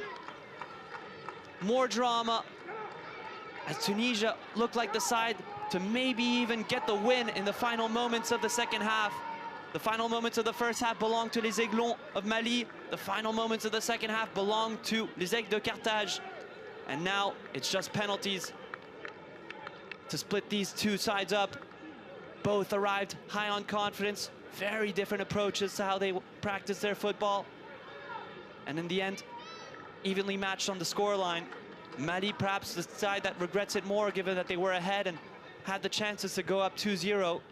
But when Mohamed Amin Nefti made substitutions, such as Fedi Tayechi, Aman Touati, and Kabil Krail, the game changed, and they got the goal. Stay with us as penalties approach, and suspense, as only one team can reach the semi-final to play against Burkina Faso next Tuesday.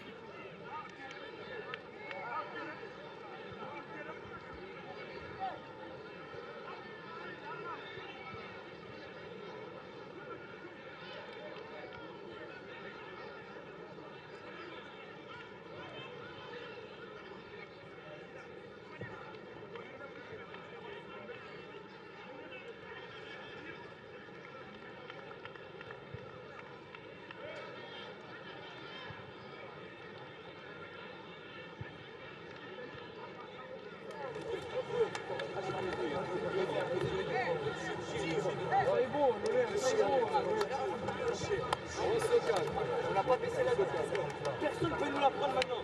C'est à nous les gars. On a fait culture.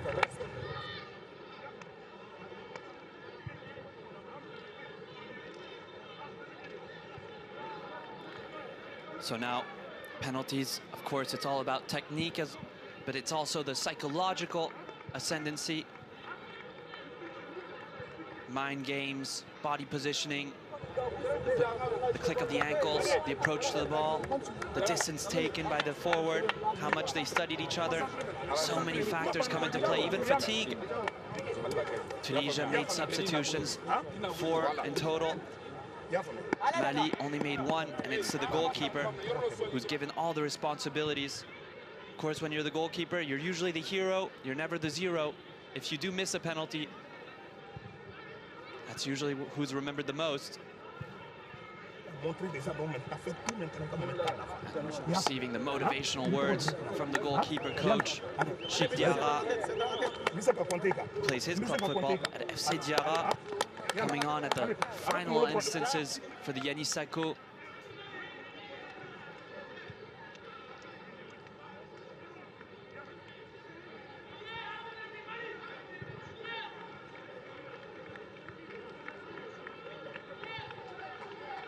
Mohamed Ben Ali receiving the responsibility of choosing who takes the penalties first between the two sides.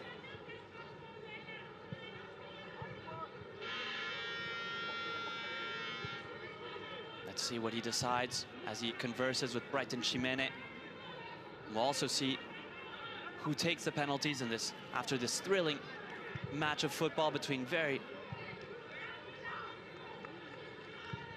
qualified side, well, competent sides who've been fighting for the qualification. Just have to think Mali are maybe the most shell-shocked of the two sides. Just 10 minutes from the final whistle, more or less. They were in the driver's seat. And then after a simple throw-in and what seemed like a harmless cross. The dummy by Aman Touati fooled Yanis Sakho, and the ball found itself into the back of the net.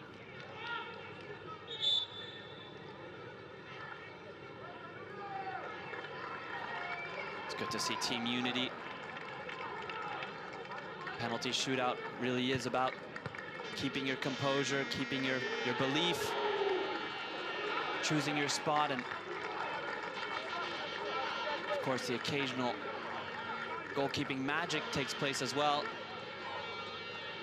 It's true that when you're a goalkeeper in a penalty shootout, it can get lonely. It's you against the wall, you to provide the wall.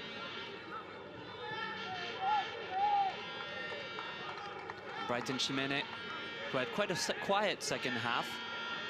Don't believe he dished out any yellow cards. The first half was marked by lots of fouls. The second was cleaner play, and Tunisia slowly worked their way forward as they were chasing the lead and never seemed to panic. Of course, their defense was allowed a few too many chances for the liking of Slim Bouascar, the goalkeeper for Tunisia, also 15 years of age, but he doesn't play his club football in Tunisia. He plays in AS Roma. And using his body language to get in the head of his opponent for the first shot, Njiko Abamba. 3 goals scored, Njiko Abamba, this tournament. If he puts the ball in the back of the net, it wouldn't count towards his tally, but would add to this very solid performance. Perhaps could have maybe have gotten 1 or 2 today. And he's tasked with shooting first. Mohamed Ben Ali selected for his side to shoot second. Takes 4 steps back. Njiko Abamba approaches slowly though. Wins his duel, puts the ball into the back of the net, and it's 1-0 for Les Aiglons. And this penalty shootout, the best of 5.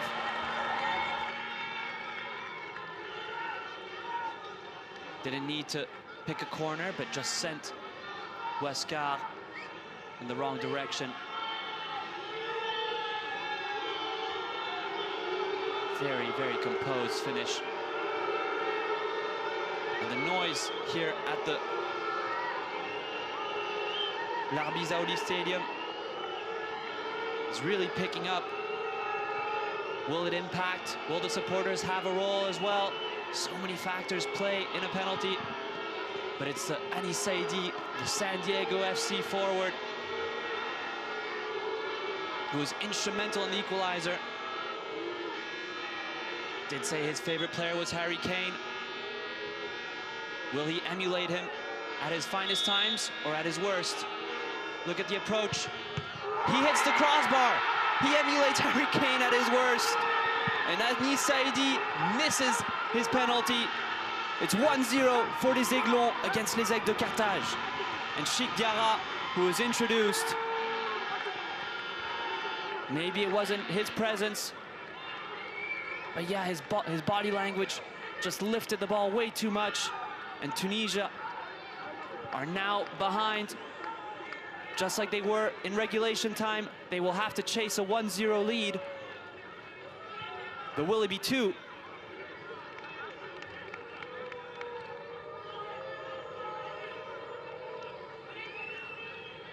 Who's coming up? It's Lamine Sidiki Keita. Lamine Sidiki Keita, player for SBD. The left back who gave so much effort for his team. Can he crown a fine performance with a goal? He does.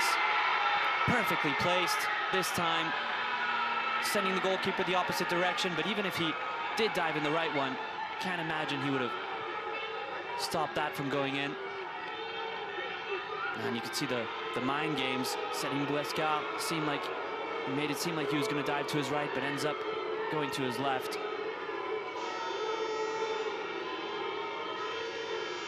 Deep breath from Keita, and he could be relieved to put his side up 2-0.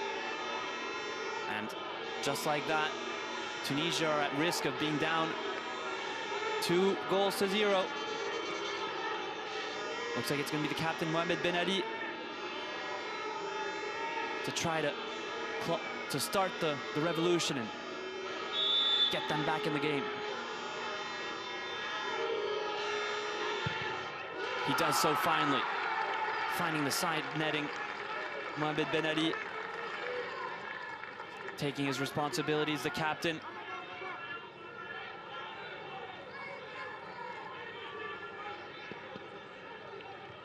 We're yet to see a goalkeeper make a save so far. The penalty by Anis Saidi, striking against the crossbar and not crossing the line. If not, all the penalties have gone in, have been well taken. And Slim Boiscard is back in the net. Well, back in front of the net, excuse me.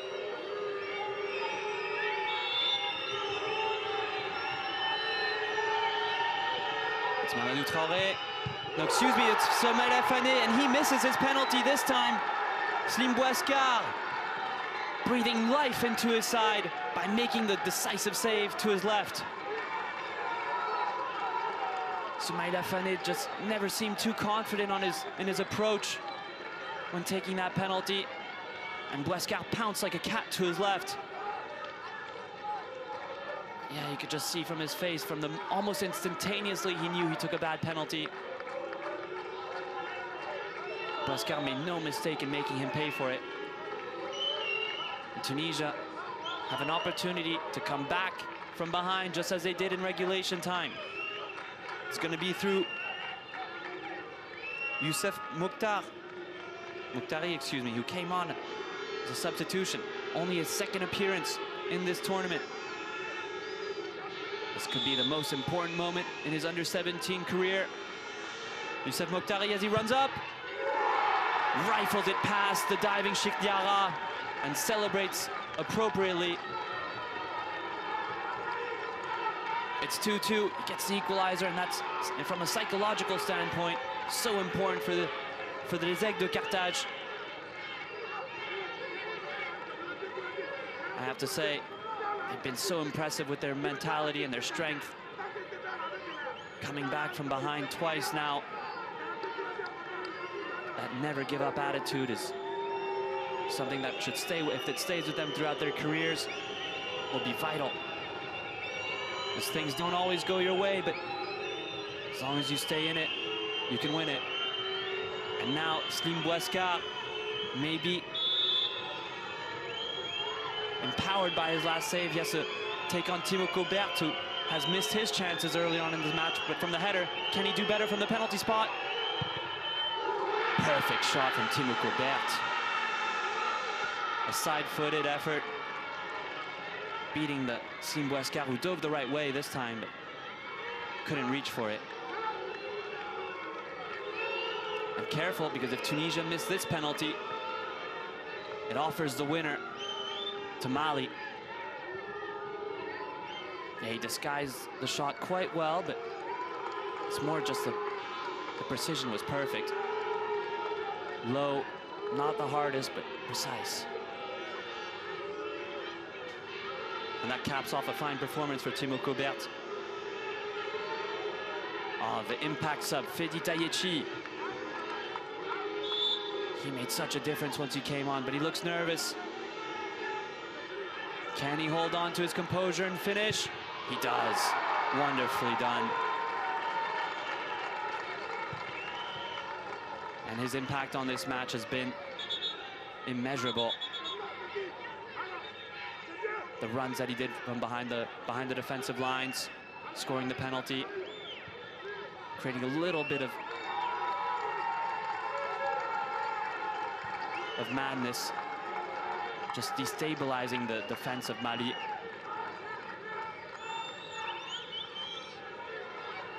And sends the goalkeeper, Cheikh Diarra, the opposite direction. And Seydou Dembélé, the 17-year-old talisman who wears the number 10, really is a true number 10, missed his penalty on match day 3. Can he redeem himself and score again? He also got the opener of this match. He does put it away. And much to the disappointment of Buescar, who got a touch on it with his glove, but not enough to deflect it out. And Seydou Dembélé took his responsibilities. Not much more he can do tonight.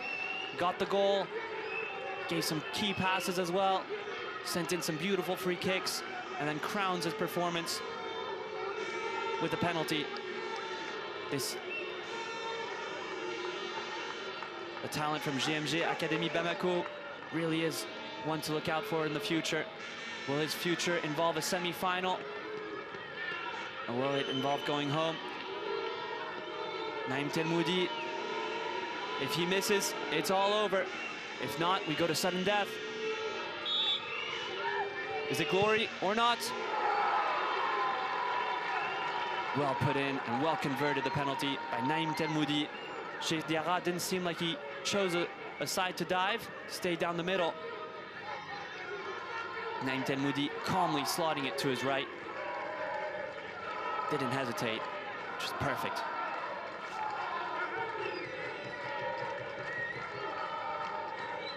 So now it's 4-4 and sudden deaths. Meaning if Mali miss and Tunisia score, they go through, and vice versa. It's the captain, Issa Tunkara, the Étoile du Monde player, 16 years of age, captaining his side. He approaches, it's a slow run up, and it's a perfect shot, again beyond the reach of Slim Buescar. 5-4 on the penalties, putting pressure on the taker, the next taker for Tunisia. Just wonder who they have. Will it be Aman Touati? Will it be Hadj Abdallah? Could be Zindi Nasni as well. For those unfamiliar with the rules, once you do take a penalty, you can't retake one until everybody has. Yeah, it's going to be Hadj Abdallah wearing the number 8. The Cabe Westerlo player. Can he keep his side in the match? He does so. Beautifully done. Sending the keeper the opposite direction and finding the top corner. And with all this quality, just have to think it's going to take a mistake for this penalty shootout to come to an end. We've seen some great takes so far and some good celebrations to match. Saifeddine Hadj Abdallah started the match, finishes it strongly. Slim Buescar, the AS Roma goalkeeper. Well, the AS Roma Academy goalkeeper, most likely. Taking on the 14-year-old Aboubakar Kamara, who actually came close to scoring from inside of the box earlier on this match, but it was thwarted by Telmoudi. Can he beat Buescar? He approaches. For 14 years of age, that is incredible composure. Well done, Aboubakar Kamara, and both center-backs for Mali have now converted their penalties. A strong duo they have in Timo Kobert and Aboubakar Kamara. And now Tunisia have to score or else it's all over. Can the substitute goalkeeper Cheikh Diarra, who came on at the final moments of the 90th minute, get the save against the number 5 Abdesalem Akid? It's going to be cruel for the player to miss the penalty.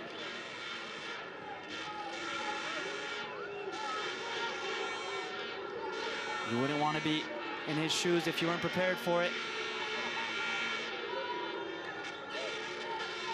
Can Akid keep his cool?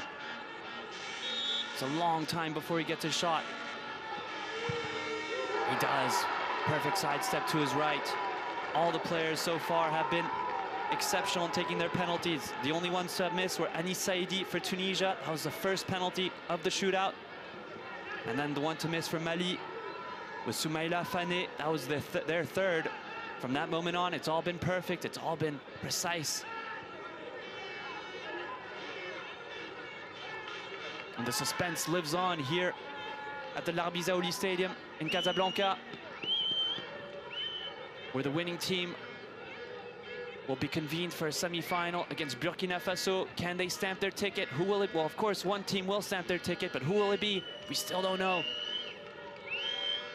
It's hard to pick out who will not keep their nerves. I believe it's Souleymane Doumbia who had the saving header off his line at the end of regulation time. Sends the keeper the opposite direction. Souleymane Doumbia. Very muted celebration from the midfielder, making his first appearance of the tournament tonight. One to remember, the 17-year-old slotting it perfectly into his left. The other semi-final will be played between Morocco and Ivory Coast. And earlier on this evening, Ivory Coast took on Senegal in the other quarterfinal. That was played at the Stade Municipal de Berechid. They also went to penalties, but didn't go to sudden death. And now, will Aman Touati get the goal? He does. Never seemed to doubt himself, Aman Touati. From the moment he presented himself to take that penalty, just looked so calm. Not to say that the players who looked nervous did worse. They also put their penalties away, but Aman Touati, instrumental role in the equalizer as well. The substitute. And there's all to play for, and if it keeps going on to the 11th shooter, we'll definitely see a goalkeeper. We'll see both goalkeepers take penalties. Will it come to that point? Once you get to the 9th shooter, it's really those who weren't willing to take the penalties that are having to be called to duty. It's Mamadou Traoré, the right winger, only making his 3rd appearance of the tournament. His 2nd start. Important to note that Mali made no changes to their outfield players, so everybody who's taking a penalty played the full 90 minutes. That is not the case for les Aigles de Carthage.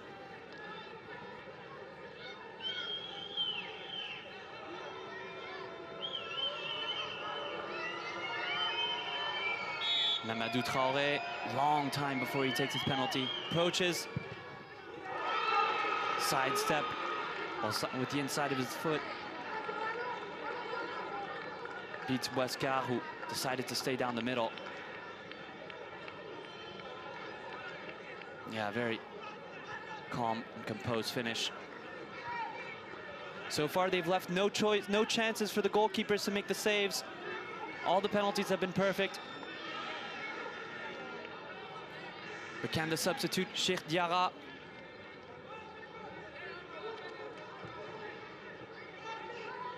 the 15-year-old goalkeeper, get the save against Zinedine Azni?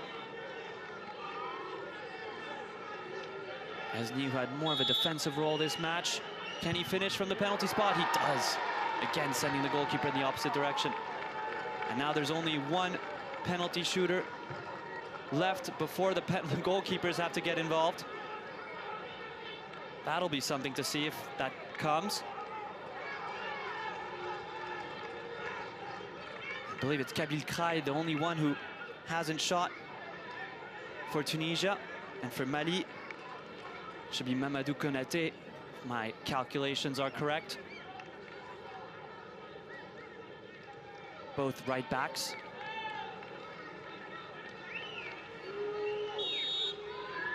Here comes Mamadou Konaté.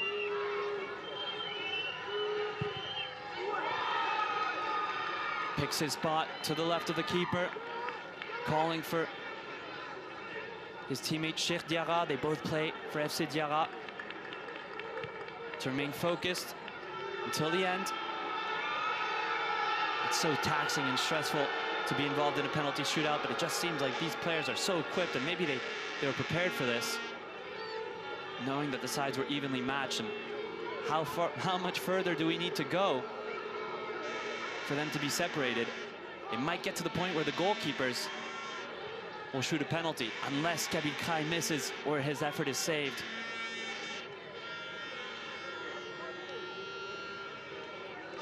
But you have to take a bow and understand that these players showed exceptional composure in converting their penalties. Here's Kabir Kray. Interesting run-up, given that he is a fullback with the right foot. Shifts to his right, puts it into the back of the net. Now we're gonna see Cheikh Diarra take a penalty. I believe he has to. That's everyone.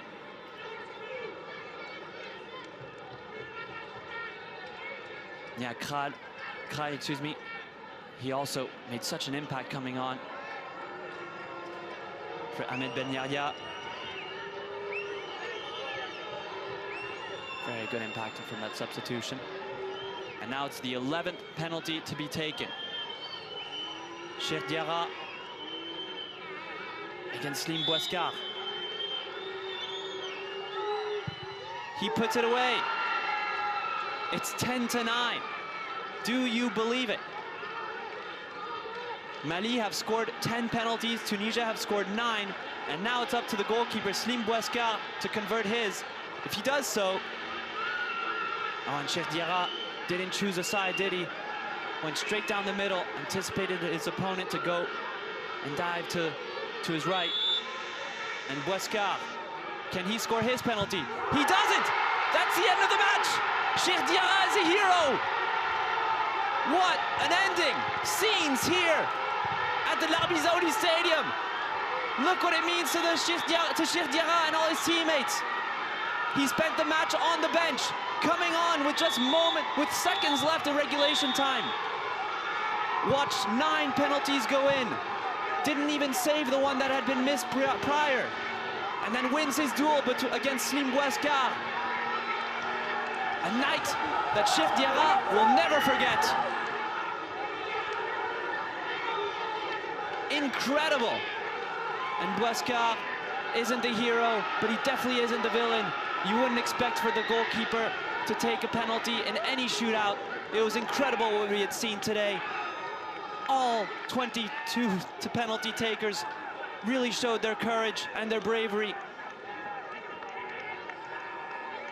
It was really a penalty shootout of the highest order, and it was won by Les Aiglons, the pre-tournament favorites, who finished second in Group D, eliminate the winners of Group C, and have booked their ticket to face Burkina Faso in a repeat of the 2023 Final Four. It's Burkina Faso, Mali, Morocco, and Ivory Coast. One of those 4 teams will be the Under-17 Total Energies Africa Cup of Nations champions. As for Tunisia, they did so well in coming back. The substitutions made by the manager, Nefti, were vital. And in the end, a penalty shootout, which it seemed like could go on forever, ends with a save by Cheikh Diarra on Slim Bouescar. It's heartbreak for les Aigles de Carthage, but they can go down with their heads held high.